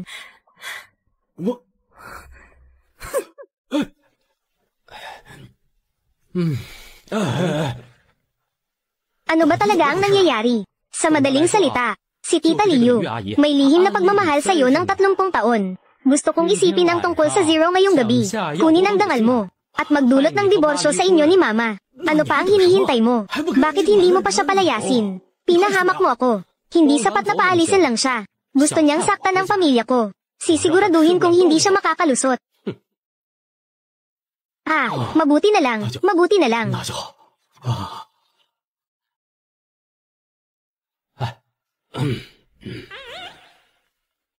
Nakita ko ang lahat kanina. Si Tita Lee ay may ginawa sa katas na iyon. Sa katas ng orange na ito, ako ang sigurado. Kailangan lang maghintay ng pagkakataon para mainom ito ni Kuya Ning. Mamayang gabi, magiging akin na siya. Kuya Ning, alam kong mahilig ka sa katas ng orange. Kanina lang, piniga ko ito para sa'yo. Hindi ko gusto uminom ng katas ng orange ngayon. Ha ha ha. Tita Yu, ang tagal na nating hindi nagkita. Hindi ba dapat mag-toast tayo? Shuyang, ako. Tubig na lang ang iinumin ko. Ay. Tubig lang. Hindi pwede yan. Tita Yu, ikaw ba? Hindi mo ba binibigyan ng respeto si Ning Shuyang? HMM. Tingnan mo ang batang ito. Saan ba siya natuto? Ang gulo-gulo. Magkapatid tayo. Kailangan nating mag-toast. Tara, hindi ako. Tita Yu, hindi mo ba ako? Hindi ka pinapansin ni Ning Shuyang. Matagal na akong sanay sa pakikibaka sa buhay. Wala pang sinuman ang hindi nagbibigay galang sa akin. Tia Yu, kung patuloy kang iiwas, hindi na ito tama. Halika. Ay, hindi. Shuyang, may allergy ako sa katas ng orange. Allergy sa katas ng orange. Si Liu, tayong dalawa, mahigit 30 taon na tayong magkaibigan. Bakit hindi ko alam na may allergy ka sa katas ng orange? Bukod pa rito, yung katas ng orange kanina, hindi ba ikaw mismo ang nagpigang iyon? Wala rin naman akong nakitang allergy ka. Kuya Ning, ay, huwag. 50 mahigit ka ng taong gulang. Tinatawag mo pa akong kuya. Hindi ka ba nahihiya? Bukod pa roon, hindi naman talaga tayo malapit sa isa't isa. Tia Yu, hindi ito nakakatuwa. Alam ko naman ang kapasidad mo. Hindi ko ba malalaman? Isang baso lang ng katas ng orange, mawawala ka na. Imposible yan. Halika. Hindi. Sige. Ay. Ikaw. Tia Yu, Iinumin ko na ito, ha? Kung hindi mo iinumin ito, hindi mo maipapaliwanag ito. Ang totoong USB drive, nasa akin ito. Matagal ko nang pinalitan ng animated na palabas. Ang totoong mga lihim. Ang ninakaw nila ay ang aking baby boost na malaking koleksyon.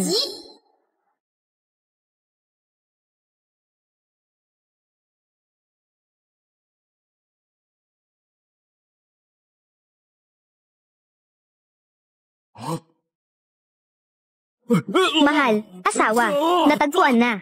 Ayon sa nakaraang 9 na henerasyon, pagkatapos ng sunog, ang pamilya ni Wang Fang ay babalik sa pamilya Ning. Magpapanggap bilang mabubuting tao, para linlangin sina mama at papa, at pati si kuya. Kung ibibigay ko ang USB drive sa inyo, mananakaw pa rin ito. Hintayin ang press conference. Saka ko na lang ibibigay sa inyo. Napakaganda. Buti na lang si Xiaoqi ay naghanda na ng maaga. Ang weird, nawala na ang USB drive. Bakit ang buong pamilya? Wala ni isa ang nag-aalala. Hindi ba sila natatakot na mabangkarote? Kuya, o boss, hindi mahanap ang USB drive. Yung sa makalawa, press conference. Anong gagawin natin? Oo nga, tama ka, kuya. Kung hindi mahanap ang USB drive na ito, ang buong pamilya natin ay tiyak, mababangkarote. Magpapadala agad ako ng tao para hanapin ito. Sisiguraduhin kong bago ang press conference ay mahanap ang USB drive. Ayos na ito. Na-stress kayo ng sobra para matuto kayo ng leksyon.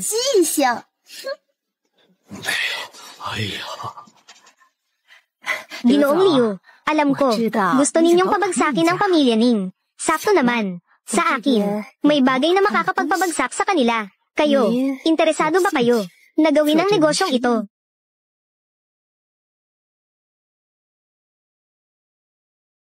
Ang press conference ngayon, ilalabas na ng pamilya Ning ang teknolohiyang kanilang ginestusan ng malaki sa pagdevelop, ang teknolohiya ng exoskeleton. Narinig ko na ang mga nangungunang kumpanya sa buong mundo sa larangan ng teknolohiya ng kagamitan ay narito ngayon. Pagkatapos ng lahat, ang industriya ng exoskeleton ay may hindi matatawarang halaga. Ang teknolohiya ng pamilya Ning ay kayang lampasan ang mundo sa loob ng 10 taon. Ang press conference ay tiyak na magiging sentro ng atensyon ng mundo. Dumating na ang mga tao ng pamilya Ning. Xiaoqi, hawakan mo ang kamay ni Mama, pwede ba? Ang batang babaeng ito, siya ang bagong kinuha ng pamilya Ning. Ang tunay na anak nila, di ba?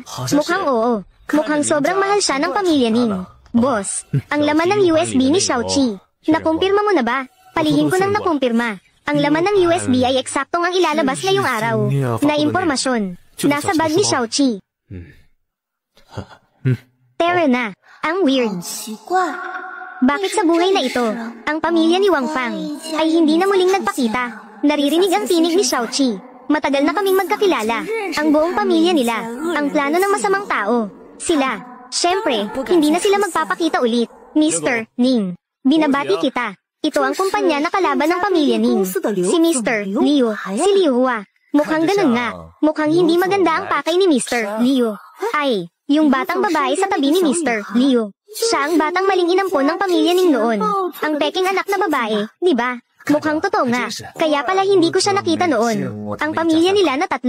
Pala, itinago sila ni Liu Hua. Itinago sila ng masamang taong iyon. Sa nakaraang 9 na henerasyon, ninakaw ni Wang Fang ang teknolohiya ng pamilya Ning. At ibinenta ito kay Liu Hua. Kaya nalugi ang pamilya namin. HMPH. Sa buhay na ito, matagal nang pinalitan ni Xiaoqi ang tunay at peking USB drive. Tingnan natin kung paano nyo pa ako sasaktan. Mr. Ning, binabati kita. Ngayon ay talagang araw namin. Ang magandang araw ng pamilya Ning. Sa ganitong klaseng magandang araw, madaling maging masaya at pagkatapos ay malungkot. Mr. Ning, narinig ko, ang bagay na ipapahayag mo ngayon, nawawala raw. Imposible yata, ang bagay na ginestusan ng pamilya Ning para sa research. Teknolohiyang exoskeleton. Paano naman ito mawawala? Mga ginoo at ginang, huwag kayong mag-alala. Ang teknolohiyang exoskeleton ng pamilya Ning ay hindi nawala. Ginoong Liu, ang pagpapakalat ng chismis ay maaaring magdulot ng pagkakakulong. Ginoong Liu, bilang isang mahalagang tao ng grupo at tagapagsalita, hindi ka gagawa ng ganitong simpleng pagkakamali, hindi ba? Nakapagtataka, kahit na ang tunay na lihim ay nasa katawan ni Xiaoqi. Pero hindi ito alam ni na mama at papa. Bakit kaya sila napakakalmado? Mama at papa, kuya, Ning Nuanuan, ang iyong tunay na mga magulang, ay nasa tabi mo lang. Huwag kang magkamali sa pagkilala sa kanila. Boss, halos oras na. Tara na at gupitin ang laso. Sige.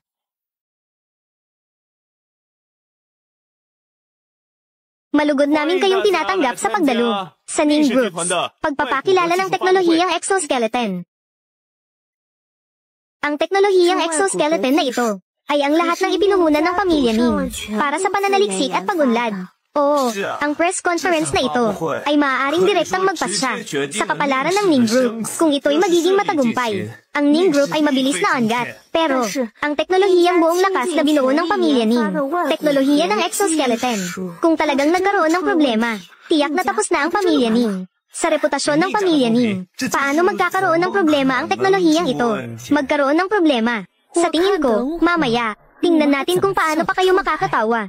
Pagkatapos ng araw na ito, ang kanilang Ning Corporation ay magpapalit na ng apelyido at magiging Leo tulad ko. HMPH. Itong dalawang masamang tao, nagtatawanan pa rin dito. Hindi nila alam na sila mismo, ang ninakaw nilang USB drive, ay hindi nila alam kung ano talaga iyon. Mamaya, ang sa pamilya Ning, teknolohiya ng exoskeleton, ay ilalabas na sa buong mundo. Mga ginoo at ginang, ang seremonya ng paggupit ng laso, ay magsisimula na ngayon. Sandali lang. Ito, mga ginoo at ginang, ang pamilya Ning ay talagang wala. Teknolohiya ng exoskeleton. Ang tunay na teknolohiya ng exoskeleton ay nasa akin. Ano? Paano nangyari iyon? Ang teknolohiyang pinag-aralan ng Ning, teknolohiya ng exoskeleton, paano napunta sa kamay ni Ginoong Leo? Dahil ang kanilang Ning Corporation ay nagnakaw ng lihim ng Leo Corporation sa kanilang mga kamay. Talagang wala. Teknolohiya ng panlabas na balangkas. Ang reputasyon ng pamilya Ning ay palaging maganda naman. Paano nila magagawa ang ganitong bagay? Ako ay naging tagapag-alaga sa pamilya Ning ng halos 30 taon. Maaari akong magpatunay. Ang teknolohiya ng panlabas na balangkas ay ninakaw ng pamilya Ning. Ang tunay na pangkat ng pananaliksik ay ang Leo Group. Ako si Ning Nuanuan. Anak ako ng pamilya Ning. Maaari rin akong magpatunay. Kahit ang inampun nilang anak sa loob ng 8 taon, ay handang magpatunay. Mukhang ang pamilya Ning ay talagang ninakaw ang patent ng Leo Group. Nakakapagtaka. Sa nakaraang 9 na buhay, si Ning Nuanuan mula sa simula hanggang sa huli, ay nagpapanggap na mabait na anak. Bakit sa buhay na ito, napakalantad niyang, gusto niyang talikuran ng pamilya Ning? Paano ito posible? Kung wala ang teknolohiya ng pamilya Ning, paano sila maglalakaslog na magdaos ng malaking press conference? Oo nga, hindi ba ito parang pagpapakamatay at pagkalugi? Dahil ang pamilya nila ay puro hanggal. Hindi nila alam na nauna na naming nakawin ang patent. Mga ginoo, ginang, ang Ningxi ay isang panloloko. Kung hindi kayo naniniwala, ako mismo ang magpapahayag. Teknolohiya ng exoskeleton. Para makita ninyo ng malinaw, ang tunay na mukha ng Ningxi Group. Narito na, narito na. Bubuksan na niya ang USB drive. Nandoon ang pinakamahalagang bagay ni Xiaoqi. Pinaka. Mahalagang kayamanan. Napakakumpiyansa ni Ginoong Leo. Mukhang ang teknolohiya ng exoskeleton ay talagang nasa kanyang mga kamay. Oo nga. Napakatapang talaga ng Ningxi. Paano nila nagawang gawin ang ganitong panloloko para linlangin ang mga malalaking mamumuhunan? Ningxi Group, gusto nyo bang makuha ang lahat ng walang puhunan? Linlangin kami para sa aming pera. Aatras na ako sa pamumuhunan. Hindi lang ako aatras. Kailangan nyo pang bayaran kami ng 200% na multa sa paglabag sa kontrata. Ay demanda ko pa kayo sa korte kapag umatras ang mga pangunahing mamumuhunan. Siguradong mapuputol ang pondo ng Ningxi. Walang duda, mapuputol ito. Maghintay na lang ang Ningxi sa pagkalugi nila. Ning yun, ang teknolohiya ng exoskeleton ay nasa mga kamay ko na ngayon. Maghintay ka na lang sa pagkalugi mo. Talagang may mali rito. Tatay, nanay, at mga kuya. Bakit parang ang bawat isa ay kalmado? Kalmado. Hindi ba nila alam na ang totoong USB ay nasa kamay ni Xiaoqi? Bakit hindi sila nag-aalala sa pamilya Ning na baka mabangkarote? Tanga ka talagang bata. Matagal na naming alam. Tanga kong kapatid, ang sikreto mo ay naibunyag na ng iyong damdamin. Saan ba talaga nagkamali?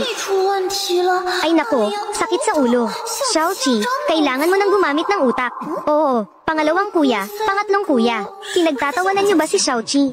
Tatay, nanay, ninakaw niyo ang gamit ng iba. Bilisan niyo at humingi ng tawad sa lahat. Ning Nuanuan, uulitin ko. Hindi kami, ang iyong mga magulang.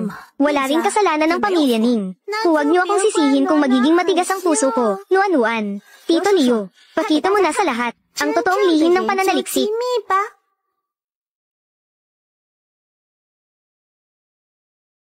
Lahat, pakitingnan ng malaking screen. Ito ang teknolohiyang inimbento ng Leo Corporation. Teknolohiyang exoskeleton. Narito na. Sa wakas, magsisimula na ang magandang palabas. Nings Group, maghintay na lang kayo. Malapit na kayong mabankrupt. Gusto kong makita mismo ng aking mga mata. Ang pamilya Ning ay masira at maglaho. Ito. Paano ito posible? Ano ba itong bagay na ito? Ginagawa mo kaming parang mga unggoy.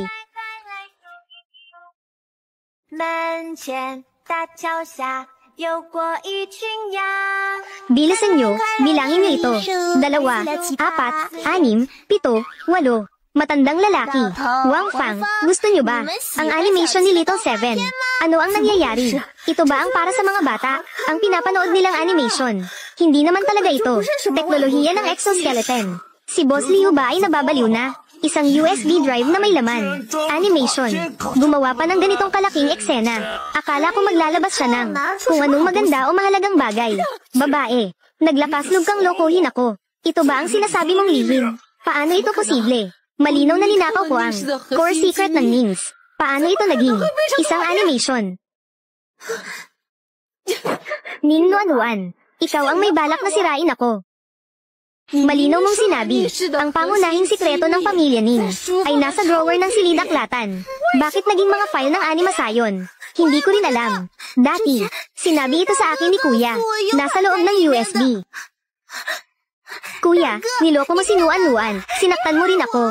Ning Nuanuan, kahit na wala tayong anumang kaugnayan sa dugo, palagi kitang itinuring na tunay kong kapatid na babae. Kaya sinabi ko sa iyo ang pangunahing sikreto ng pamilya Ning. Kung nasaan ito, pero ginamit mo ang pagtitiwala ko sa iyo para sirain ang pamilya Ning. Talagang nakakadismaya.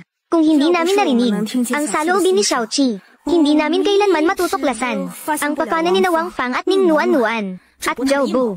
Ang daang taong pundasyon ng pamilya Ning ay tuluyang mawawasak. Tapos na ang lahat. Mula ngayon, magiging maayos na ang ating pamilya. Mga tao, dakpin si Wang Fang at si Zhao Bu.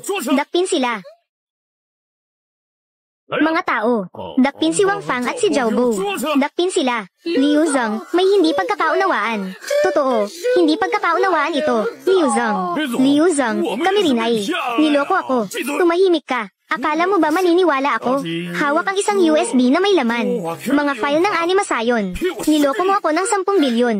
Pinahiya mo ako sa harap ng napakaraming tao. Pablaksong kahihiyan ang dinulot mo sa akin. Paano ninyo nagawa ito? Dalhin siya. Hindi kita papayagang dalhin sila. Ang mga magulang ko. Ang ampan ng pamilya Ning. Tawagin ang dalawang ito bilang Mama at Papa. Ang alam ko, sila ay mga tagapag-alaga at kusinero ng pamilya Ning. Paano sila naging magulang ng ampan ng pamilya Ning? Dahil sila mismo ang gumamit ng kanilang sariling anak na babae, si Ning Nuanuan, upang palitan ang kapatid kong si Xiaoqi. Pinabayaan si Xiaoqi na magpalaboy. Sa loob ng 8 taon, sa mundo, mayroon pa lang ganitong klaseng bagay. Ang tagapag-alaga at kusinero ay gumawa ng pakana upang palitan ang totoong anak ng pamilya. Ginamit ang sarili nilang anak upang palitan ang totoong tagapagmana. Dalhin sina Wang Fang at Zhao Bu. Bitawan ninyo ang mga magulang ko. Liu Zhang. Liu Zhang, aalis ka na ba? Malapit na ang seremonya ng paggupit ng laso. Tapusin muna bago umalis. Wow, ang gwapo ni Papa ngayon. Uy, anak, tingin mo gwapo ako. Oo, anak, sa wakas napansin mo na ang mga magagandang katangian ko. Pero si Papa ba? Medyo tanga. Nakalimutan ba niya na hindi pa nila natatagpuan ang U-disc? Mga kaibigan, tapos na ang maliit na aberya. Ituloy na natin ang seremonya ng paggupit ng laso. Susunod, si Ning Xiaoqi, ang magpapahayag ng mahalagang teknolohiyang panlabas na kalansay ng pamilya Ning, HMPH. Si Papa at Mama, hindi pa nila natatagpuan ang U-Disc, di ba? Hindi nila alam na ang U-Disc ay nasa katawan ni Xiaoqi. Susunod, ipapahayag natin ang teknolohiyang panlabas na kalansay ng Ning Group. Pero, Kuya, bababa ka ba sa entablado para hanapin kung sino? Kuya, anong ginagawa mo? Pero, ang magpapahayag ng teknolohiyang panlabas na kalansay ng Ning Group ay hindi ako, kundi ang kapatid kong si Xiaoqi. Ang pamilya Ning ay pinili ang bunso para ipahayag ang napakahalagang teknolohiya. Mukhang talagang pinahahalagahan ng pamilya Ning ang tunay na anak na babae nila. Kuya, ano ang sinasabi mo? Hayaan mo akong maglabas nito. Hindi ba tinulungan ni Xiaoqi si Kuya? Nakuha mo na ba ang USB? Kuya, magsalita ka naman. Bakit hindi ko maintindihan?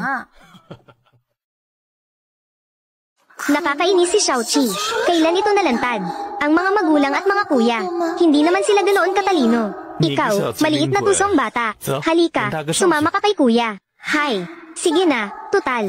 Ang mga magulang, alam na nila si Ning Nuan-Nuan, ang totoong pagkatao ng pamilya. Si Xiaoqi naman, kahit labag sa kalooban, ibigay na lang ang USB sa kanila. Xiaoqi, ipasok mo ang USB sa computer.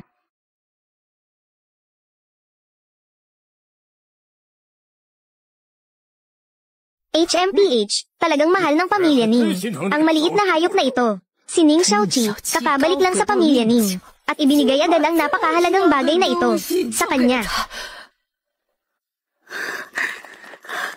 Totoo nga, ito ang tunay na teknolohiyang panlabas na kalansay. Sa pagkakataong ito, ang pamilya Ning ay magiging pinakamayaman sa mundo. Mahal, buti na lang may mahal nating anak. Ang anak na babae ay narito. Napakaganda nito. Hindi na mababankrupt ang pamilya Ning. Si Xiaoqi ay magkakaroon ng walang katapusang ice cream sa hinaharap. Mga ginoo at ginang, ang press conference ng Ning Group ay nagtatapos na dito. Mangyaring lumipat na sa hapunan. Tara na, Xiaoqi. Simula ngayon, ang pamilya Ning ay tunay na naging pinakamayaman sa bansang Daxia. Ang tunay na pinakamayaman. Hindi ba? Sa susunod na 50 taon, ang Liu Group ay gusto muling malampasan ng Ning Group. Ngunit mahirap na iyon. Mr. Liu, hindi ito ayon sa panlasa ni Mr. Liu. Bakit parang hindi maganda ang itsura mo? Magdala ng isang baso ng alak. Hindi ba? Pero kahit hindi ito ayon sa panlasa ni Mr. Liu. Ha ha ha. Ngunit hindi ito ayon sa panlasa ni Liu Zong. Wala tayong magagawa. Sino ang nagsabi? Sino ang nagsabi na ito ay teknolohiyang panlabas na kalansay ng pamilya Ning? Sa press conference, kung ang nasa USB ni Mr. Liu ay hindi mga file ng animasayon, kundi teknolohiyang panlabas na kalansay. Kung gayon, kung anong alak ang iinumin dito, ay syempre si Mr. Liu ang magdedesisyon. Ang buhay ay puno ng panghihinayang. Kapag nagkamali ng hakbang, ito ay parang pagbulusok sa napakalalim na bangin. Iniisip ko, sa mga oras na ito, si Liu Zong ay malamang naiintindihan ito ng gusto, hindi ba? Masaya ka ba? Mag-ingat ka, baka ang sobrang saya ay mauwi sa kalungkutan. Liu Zong, ang mga sinasabi mo ay hindi ko maintindihan. Pero kung pag-uusapan ang sobrang saya na nauuwi sa kalungkutan, iniisip ko na ikaw, Liu Zong, sa ngayon, ay malamang may malalim na karanasan na dito, hindi ba? Pwede bang linawin mo ito, Liu Zong? Pwede bang linawin mo ito, Liu Zong? Tingnan natin kung hanggang kailan ka makakatawa. Kailan kaya? Ay, Liu Zong, ito ba ay nagmamadali kang umuwi para manood ng mga animation? Ikaw, ha ha ha, mahilig ka palang manood ng mga animation. Kung ganoon, dapat kang magpasalamat kay Ning Xiaoqi. Salamat sa'yo. Ang mga animation files sa USB na iyon ay kay Ning Xiaoqi, ang aking mahalagang kayamanan. Si Ning Xiaoqi ay napakabukas palad. Ibinigay niya na lahat sa'yo. Ikaw ang gumawa nito. Isang matandang mahilig sa mga animation. Binigay ko sa'yo ang mga animation ko, pero hindi ka pa rin masaya. Ikaw, batang babae. Ikaw. Nang ahas kang saktan ako. Nang ahas kang murahin ang anak kong babae. Gusto mo bang maghanap ng gulo? Wow, ang gwapo ni Papa. Talagang hindi mo matitiis ang papuri. Napapatawa ka pa rin sa ganito. Sinong boss ang nagpapakitang gilas dito? Sa oras na ito, tumatawa ka ba?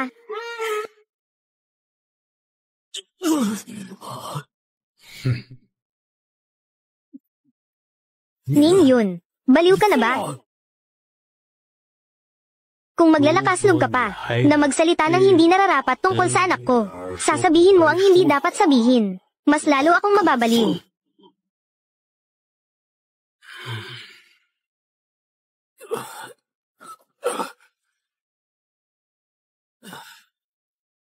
Sige. Ning Yun, ang kahihiyan na ibinigay ng pamilya Ning sa akin. Tandaan mo, Liu Hua ang pangalan ko. Maghintay ka lang. Gusto mo na bang umalis? Bakit? Umalis na ang matanda. Dumating naman ang bata. Ning Yuchuan, ang ama mo ay may karapatang pigilan ako. Ikaw, ano ka ba? Sige, subukan mo kung may karapatan ka. Kung may karapatan ako. Liu Zhang, sige, ano ang balak mo? Ginulo mo ang press conference ng pamilya Ning. Sa ilang salita lang, sinira mo ang reputasyon ng Ning Group na nagdulot ng pagbaba ng presyo ng stock. Sa loob ng 10 minuto, nawala ng Ning Group ng bilyon-bilyon. Liu Zhang, dapat kang managot, hindi ba? Naabisuhan ko na ang sekretarya. Bakit hindi natin kunin ang pangunahing research and development team ni Liu Zhang bilang kapalit? Kung hindi papayag si Liu Zhang, kung ganoon, mas marami pa ang kukunin ko. Ang galing niya, tunay na boss. Bakit kaya ang anak na babae lang ang nakaka-appreciate na ang kuya ay gwapo? Hindi ba't pareho lang kami? Hindi ka ba nahihiya? Ang ganda talaga ng pamilya Ning ninyo. Umalis na tayo. Kuya, nakikiusap ako sa'yo. Tulungan mo ang mama at papa ko. Pwede ba? Ning Nuan-Nuan, sinaktan mo si Xiaoqi, at pati ang mga bagay tungkol sa pamilya Ning. Hindi kita mapapatawad, kaya hindi rin kita matutulungan. Umalis ka na. Simula ngayon, wala ka ng kaugnayan sa pamilya Ning, kahit anong relasyon. Galit ako sa inyo, si Tio Liu. Siguradong pababagsakin niya ang negosyo ninyo. Sige, sige, sige. Mabuting anak, huwag kang magalit. Huwag ka nang magalit. Simula ngayon, kami at siya. Wala nang kahit anong kaugnayan. Si Xiaoqi na lang ang meron kami. Isang masoner ang anak, HMPH. Ngayon mo lang naisip sabihin ang ganitong mga salita. Bakit sa nakaraang 9 na buhay, hindi mo nasabi ang ganitong mga salita? Mahal, aliwin mo si Xiaoqi. Hayaan mo si kuya ang pumunta. Siya ang kuya. Ikaw ang laging iniisip ay paibig. Magaling kang magsalita, ikaw ang pumunta. Ako. Oo, ay, talaga naman. Kuya, tumayo ka na. Huwag kang maging sagabal. Xiaoqi, bakit mo tinatawag si Xiaoqi? Gusto ni kuya na humingi ng tawad para kina mama at papa. Kuya, pangalawang kuya. Humihingi kami ng tawad sa'yo. Bakit mo nasabi yan? Alam ko, Xiaoqi, sa mga lugar na hindi namin nakikita, marami kang tiniis na hirap. Marami kang tiniis na sama ng loob. Ang mga sama ng loob at kalungkutan na ito, ay kami, ang nagdala sa'yo, Xiaoqi. Kaya, Xiaoqi, iniisip mo na hindi namin gusto si Xiaoqi, na hindi ka namin sapat na mahal, tama ba? Pero, ang mama, papa, at mga kuya mo, talagang gusto naming magkaroon ng isang mahika, para makabalik kami sa panahon, na ikaw ay nasasaktan, upang pigilan ang lahat ng iyon na mangyari. Pero hindi sapat ang lakas namin. Pero si tatay at nanay, at si kuya ay talagang mahal ka. Sobrang mahal, kahit anong oras o panahon, o anong mundo. Si tatay, nanay, at si kuya, ay talagang mahal na mahal ka. Ikaw ang aming pinaka mahalagang kayamanan. Pasensya ka na, anak, mula kay nanay. Ang dating nanay, ay kung paano ka nasaktan ng labis. Si Xiaoqi, ikaw rin, ay inalagaan ni nanay sa loob ng 10 buwan. Gamit ang kanyang buhay upang magdala, at isinilang ka gamit ang kanyang buhay. Pasensya na. Sa totoo lang, walang sinuman na mas mahalaga sa puso ni nanay kaysa sa lugar mo. Alam ni tatay ang lahat ng ito. Ngunit huli na si Xiaoqi ay nakaranas ng sobrang hirap. Sa hinaharap, narito si kuya, upang hindi na muling masaktan si Xiaoqi. Si pangalawang kuya ay mamahalin din si Xiaoqi ng lubos. Magpakailanman ay magtitiwala kay Xiaoqi, at ilalagay si Xiaoqi sa unang lugar. unti-unting babawiin ang mga nagawang kasalanan kay Xiaoqi. Si Xiaoqi, ikaw ang nagdala ng ganitong hirap sa buong pamilya. Masaya ka na ba? Nabaon ako sa utang, nasira ang mukha ng pangalawa mong kuya. Nagpakamatay ang pangatlo mong kuya. Gusto mo ba talagang sirain? Ang buong pamilya natin. Hindi ko sana ginawa noon. Ang pagkuha sa'yo mula sa ampunan. Sana sinuan-nuan. Ang tunay naming anak. Nanay, tatay, mga kuya, talagang mapapahamak kayo. Dahil sa kanya, hindi katulad mo sinuan-nuan. Wala sa pamilya natin ang tulad mo. Bakit hindi ka natuto ng mabuti? Natuto ka pang magnakaw. Xiaoqi, kailangan mong humingi ng tawad kay Nuan-Nuan ngayon. Hindi ko sinasadya. Kahit sinasadya mo o hindi, kailangan mo pa rin humingi ng tawad. Kung hindi, bumalik ka na lang sa ampunan mo. Tatay, nanay, bakit kayo ngayon lang dumating? Ang tagal ko talagang naghintay sa inyo. Sobrang tagal. Hindi ninyo mahal si Xiaoqi noon. Galit kayo kay Xiaoqi. Pero si Xiaoqi, wala namang ginawang masama. Hindi, Xiaoqi, pasensya na. Kasalanan lahat ito ni nanay. Si nanay ang may kasalanan sa'yo. Pasensya na. Ako ay kinuha pabalik. Nagkaroon ako ng sarili kong nanay. May tatay at mga kuya pa ako. Masaya ako. Pero ang dating mga kuya at ang tatay at nanay noon, hindi nila ako mahal. Si Xiaoqi, mali ang tatay mo. Paano hindi ka mamahalin ng tatay mo? Noong natagpuan ka ng tatay mo, para bang natagpuan niya ang nawawala niyang kayamanan sa mahabang panahon. Paano niya magagawang hayaan na ikaw ay magdusa? Kung makita ko man ang mga sarili natin sa nakaraang siyam na buhay, siguradong hindi ko sila palalampasin. Para ipaghiganti si Xiaoqi. Si Xiaoqi, hinihintay kayo na mahalin siya. Matagal na matagal ko nang hinihintay. Si Xiaoqi. Kaya ngayon, handa ka bang magbigay, kasama ang mga kuya, ng isang pagkakataon para mahalin ka? Ang tatay at nanay sa buhay na ito. Ang mga kuya ay iba na. Kaya, si Xiaoqi, maaari bang subukan ulit? Si Xiaoqi, pwede ba? Pwede. Salamat, Xiaoqi, sa pagbibigay sa amin ng isa pang pagkakataon para mahalin ka. Simula ngayon, ang nanay ay siguradong poprotektahan ka. Hindi ka na muling hahayaang makaranas ng anumang pinsala. Si Xiaoqi ay muling magtitiwala sa inyo. Sa hinaharap, ang ating pamilya ay dapat maging maayos. Ang kuya ay gagawin ang kanyang pinakamahusay na pagsisikap upang matupad ang lahat ng hiling ni Xiaoqi. Upang si Xiaoqi ay maging ang pinakamasayang prinsesa sa buong mundo. At ang iyong pangalawang kuya, ang mga laruan ng iyong pangalawang kuya, ay napakarami. Ang kasiyahan ni Xiaoqi araw-araw sa hinaharap ay ibibigay sa pangalawang kuya.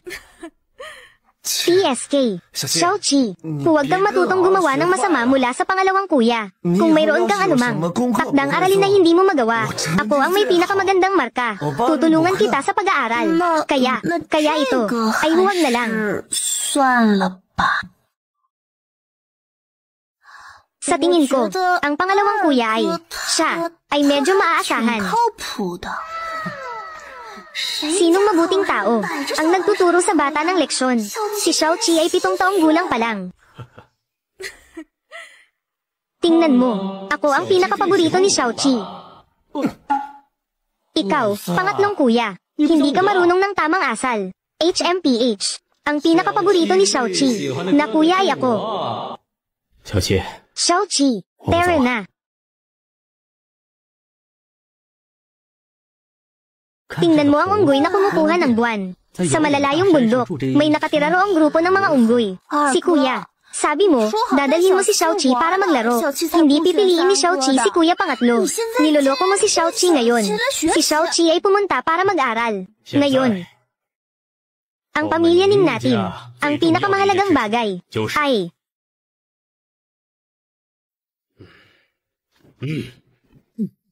ang edukasyon bago mag-aral ni Xiaoqi. Kailangang seryosohin. Ha ha ha. Si Xiaoqi, mag-aral ka na lang. Kung hindi ka mag-aaral ng maayos, ang KPI ni kuya, hindi matatapos. Sa oras na iyon, Wala tayong magandang araw na mararanasan. Anong KPI? PT lang ang naiintindihan ko. Hindi ko naiintindihan. Pero alam ko. Ngayon, wala nang magandang araw. Ang mahal kong Xiaoqi. Mag-aaral tayo ngayon. Isang kasabihan, okay ba? Mag-aral ng isa, tapos na ang klase. Isa lang ang pag-aaralan. HMM. Simulan na ang klase. Makinig ka. Noong una, may isang tao, HMM. Siya ay mabait sa kanyang kaibigan. Napaka-maasikaso. Pero, sinaktan siya ng kanyang kaibigan. Ano ang tawag dito? Alam ko ito. Napakadali. Kaya, Nanfu ni Yushi, hindi maipaliwanag sa Tagalog. Ay. Napakadaling tanong. Matagal ko nang alam ito. Walang kahirapan.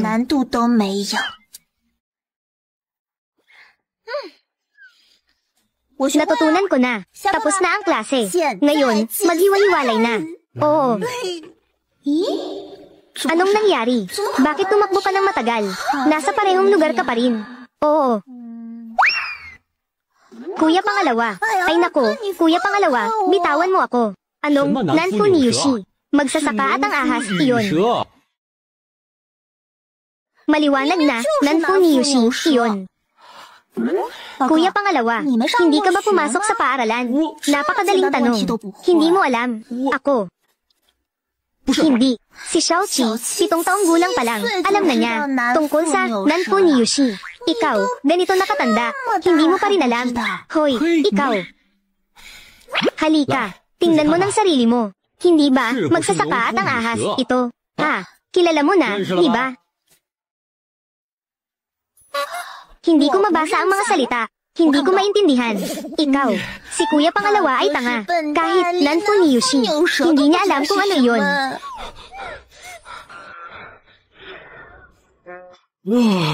Hindi ako magagalit. Hindi ako magagalit. Kapag nagkasakit dahil sa galit, walang papalit.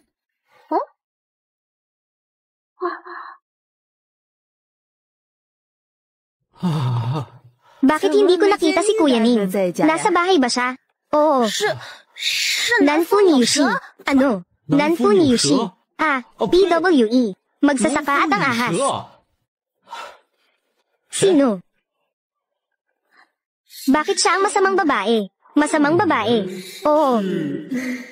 Si Tia Lee. Si Ayu.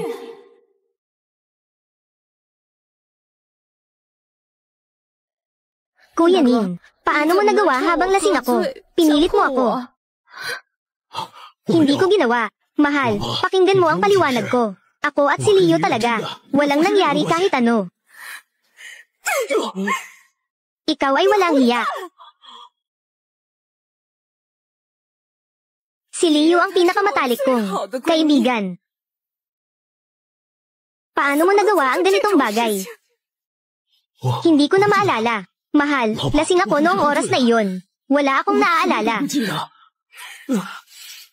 Ay, man, patawarin mo ako.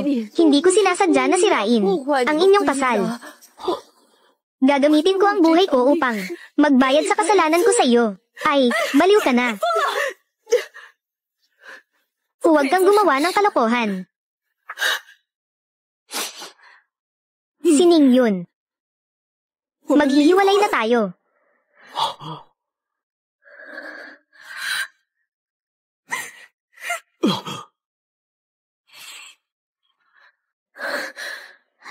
Ang babaeng ito ang dahilan kung bakit kailangang maghiwalay si nanay at si tatay.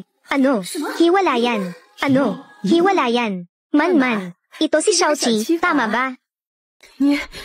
Hindi naman siguro. Hindi naman siguro. Pati alak ng bata, kinuha mo. Pati orange juice ng bata, ninakaw mo rin. Grabe ka naman talaga. Bilang nakatatanda, paano mo nagawa na hindi uminom ng orange juice? Tama ba? Halika, halika, halika.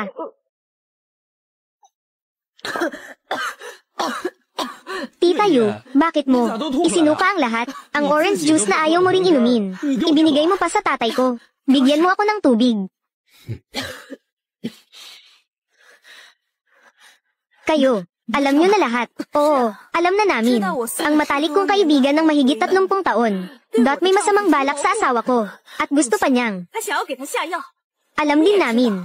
Nilagyan mo ng kung ano ang orange juice na ito. Liu, ano ang lasa ng orange juice na ito?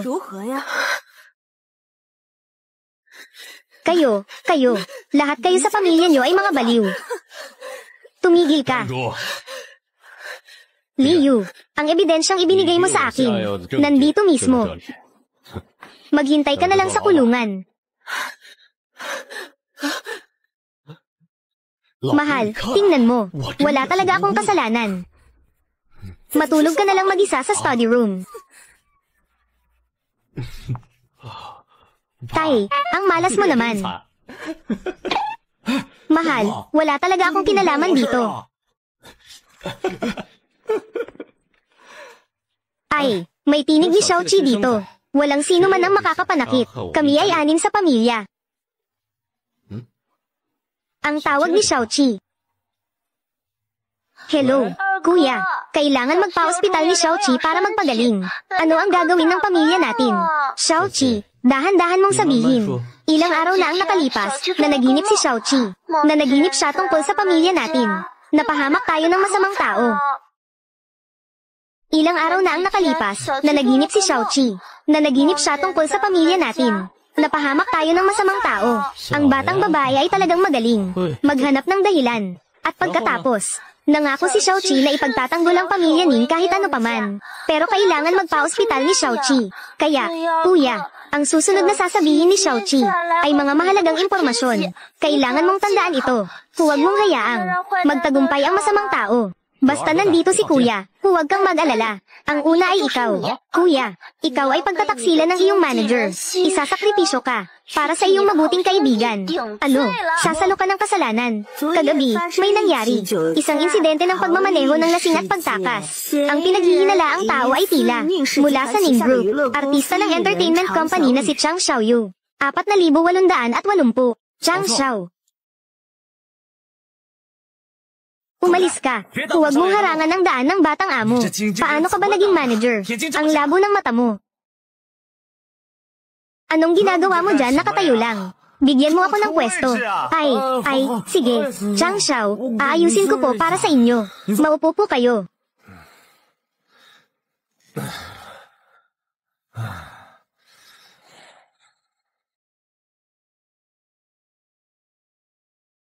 Nasaan ang tubig, Liu Ningchun? Ikaw na manager, paano ka ba naging ganyan? Ni hindi mo man lang alam kung paano maglingkod sa tao. Dumating na si Chang Xiao.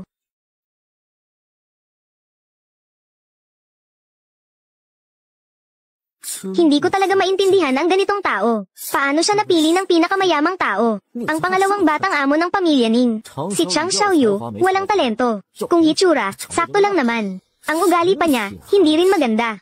Bakit kaya? Ang pangalawang batang amo pa ang nagutos mismo. Nasanayin ang ganitong klase ng tao. Chang Xiao.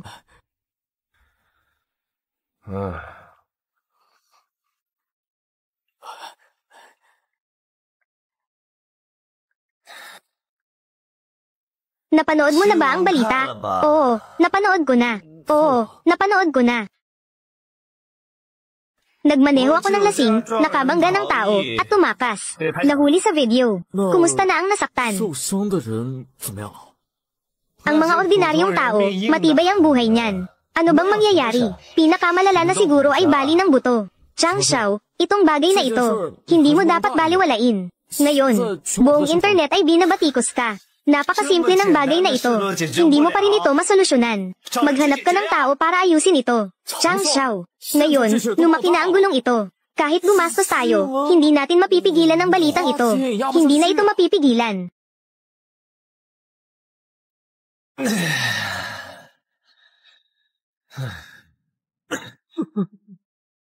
Kung hindi mapipigilan ng pera, maghanap na lang ng tao para umakaw.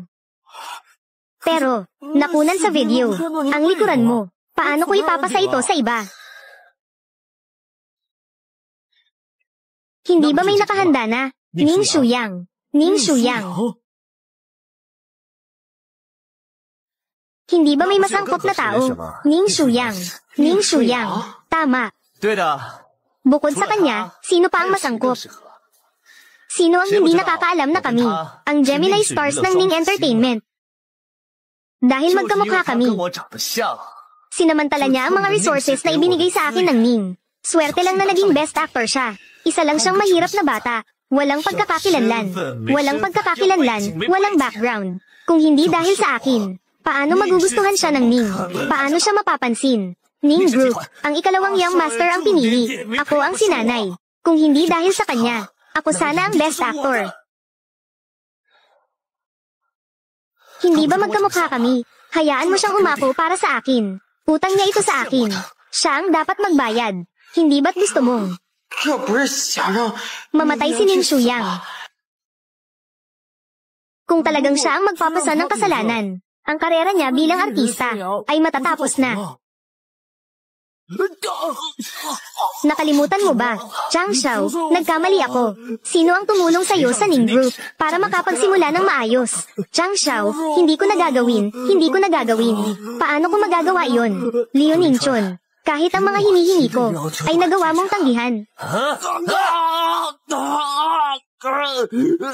Liu Ningchun, kung hindi dahil sa akin, kung hindi dahil kay Ershao, na nagbigay ng espesyal na atensyon sa akin, magagawa mo bang makapasok kasama ko sa Ning Group? Magagawa mo bang maging isang top tier na manager?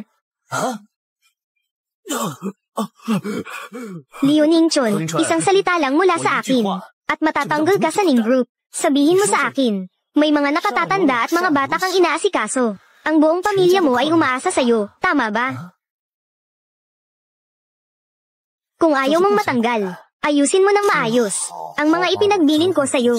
Gawin mo ito. Narinig mo ba, Chang Xiao? Naiintindihan ko na.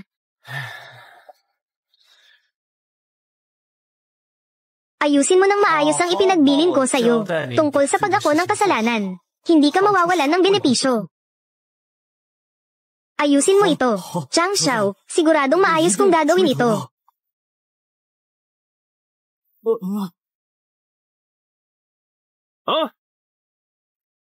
Ano ang nangyari sa balitang ito? Lin Zeng, bakit ka nandito? Huwag mo akong pagsabihan ng kung ano-ano. Tatanungin kita. Sabi sa balita, ikaw daw. Nagmaneho ng lasing at tumakas sa aksidente. Totoo ba ito? Lin Zeng, hindi ako iyon. Gagawa lang iyon ng mga netizen. Gagawa. Ang mga netizen, inilagay na ang video sa internet. Sinasabi mo sa akin na gagawa lang iyon. Li Zeng, hindi talaga ako iyon. Ang likod niya lang. Medyo kamukha ko. Oo. Lin Zeng, may papakita ko ang ebidensya. Hindi lumabas si Xiaoyu kahapon. Nasa tabi ko siya palagi. Kaya bilisan niyo na. Ayusin ang problema. Hanapin ang totoong nagmaneho ng lasing. Huwag hayaang mabaygo ang mga netizen na humahanga sa'yo. Xiaoyu, ikaw ang pinili ni Second Young Master para sanayin. Huwag mong hayaang si Second Young Master, ang kumpanya at ang mga tagahanga mo ay mabaygo. Sige, Lin Zeng, hindi ko sila pababayaan. Hindi ko sila bibiguin. Second Young Master. Second Young Master, kayo po, may ipag-uutos ba? Laolin, papunta na ako sa kumpanya. Bumaba ka para salubungin ako. Sige. Sige. Simula 5 taon na ang nakalipas, si Second Young Master pumunta sa Ning Entertainment para maging artista. Simula noon, itinago niya ang kanyang pagkakakilanlan sa kumpanya bilang pangalawang anak ng may-ari. Sa panlabas, siya ay simpleng tao lamang na may karaniwang pinagmulan. Mahigpit na binalaan ang mga matataas na opisyal ng kumpanya na huwag ibunyag ang kanyang tunay pagkakakilanlan. Sa loob ng 5 taon, ang tanging pagkakataon na ginamit ng pangalawang anak, ang kanyang pribilehiyo ay ang pag-utos sa amin. Nabigyang pansin ang pagsasanay sa taong may palayaw na twin star, si Chang Xiaoyu. Ngunit bakit ngayon? Malaki ang pagpunta niya sa kumpanya. Posible bang may malaking bagay na mangyayari na magaganap? Lin General Manager. Oo, kanina lang ay tawag ng pangalawang anak. Hi, ang pangalawang anak na pupunta siya sa kumpanya. Ano? Totoo. Ang panganay na anak at ang ikatlong anak ay lumabas na sa telebisyon. Pero ang pangalawang anak ang pinakamisteryoso. Ngayon makikita natin ang kanyang tunay na anyo. Kayo na malapit sa pangalawang anak, huwag kayong kabahan. Si Xiaoyu ay bahagya lamang nakapasok sa panlasa ng pangalawang anak sa kanyang paningin. Paano mo masasabing malapit siya? Lin General Manager, huwag kayong mag-alala. Sisiguraduhin namin na maayos ang pagtanggap sa pangalawang anak. Sige na ako. Kailangan nating magmadali ngayon. Sunduin si ikalawang binata. Bilisan ninyo ang pag-aayos. Ayusin ng maayos ang mga bagay. Mamaya darating si ikalawang binata. Siguradong magtatanong siya. Sige, Ginoong Lin. Ingat po kayo. Ingat po. HMP. Nakita mo ba? Siguradong si ikalawang binata ang nagpasabi kay Ginoong Lin na pumunta para tanungin ako tungkol sa sitwasyon. Ay nako, talagang. Si Ginoong Chang ang may pinakamataas na reputasyon. Tama. Bilisan mo at tawagan si Ming Shuyang sa telepono. Sabihin mo sa kanya na pumunta at akuin ang kasalanan ko. Sige.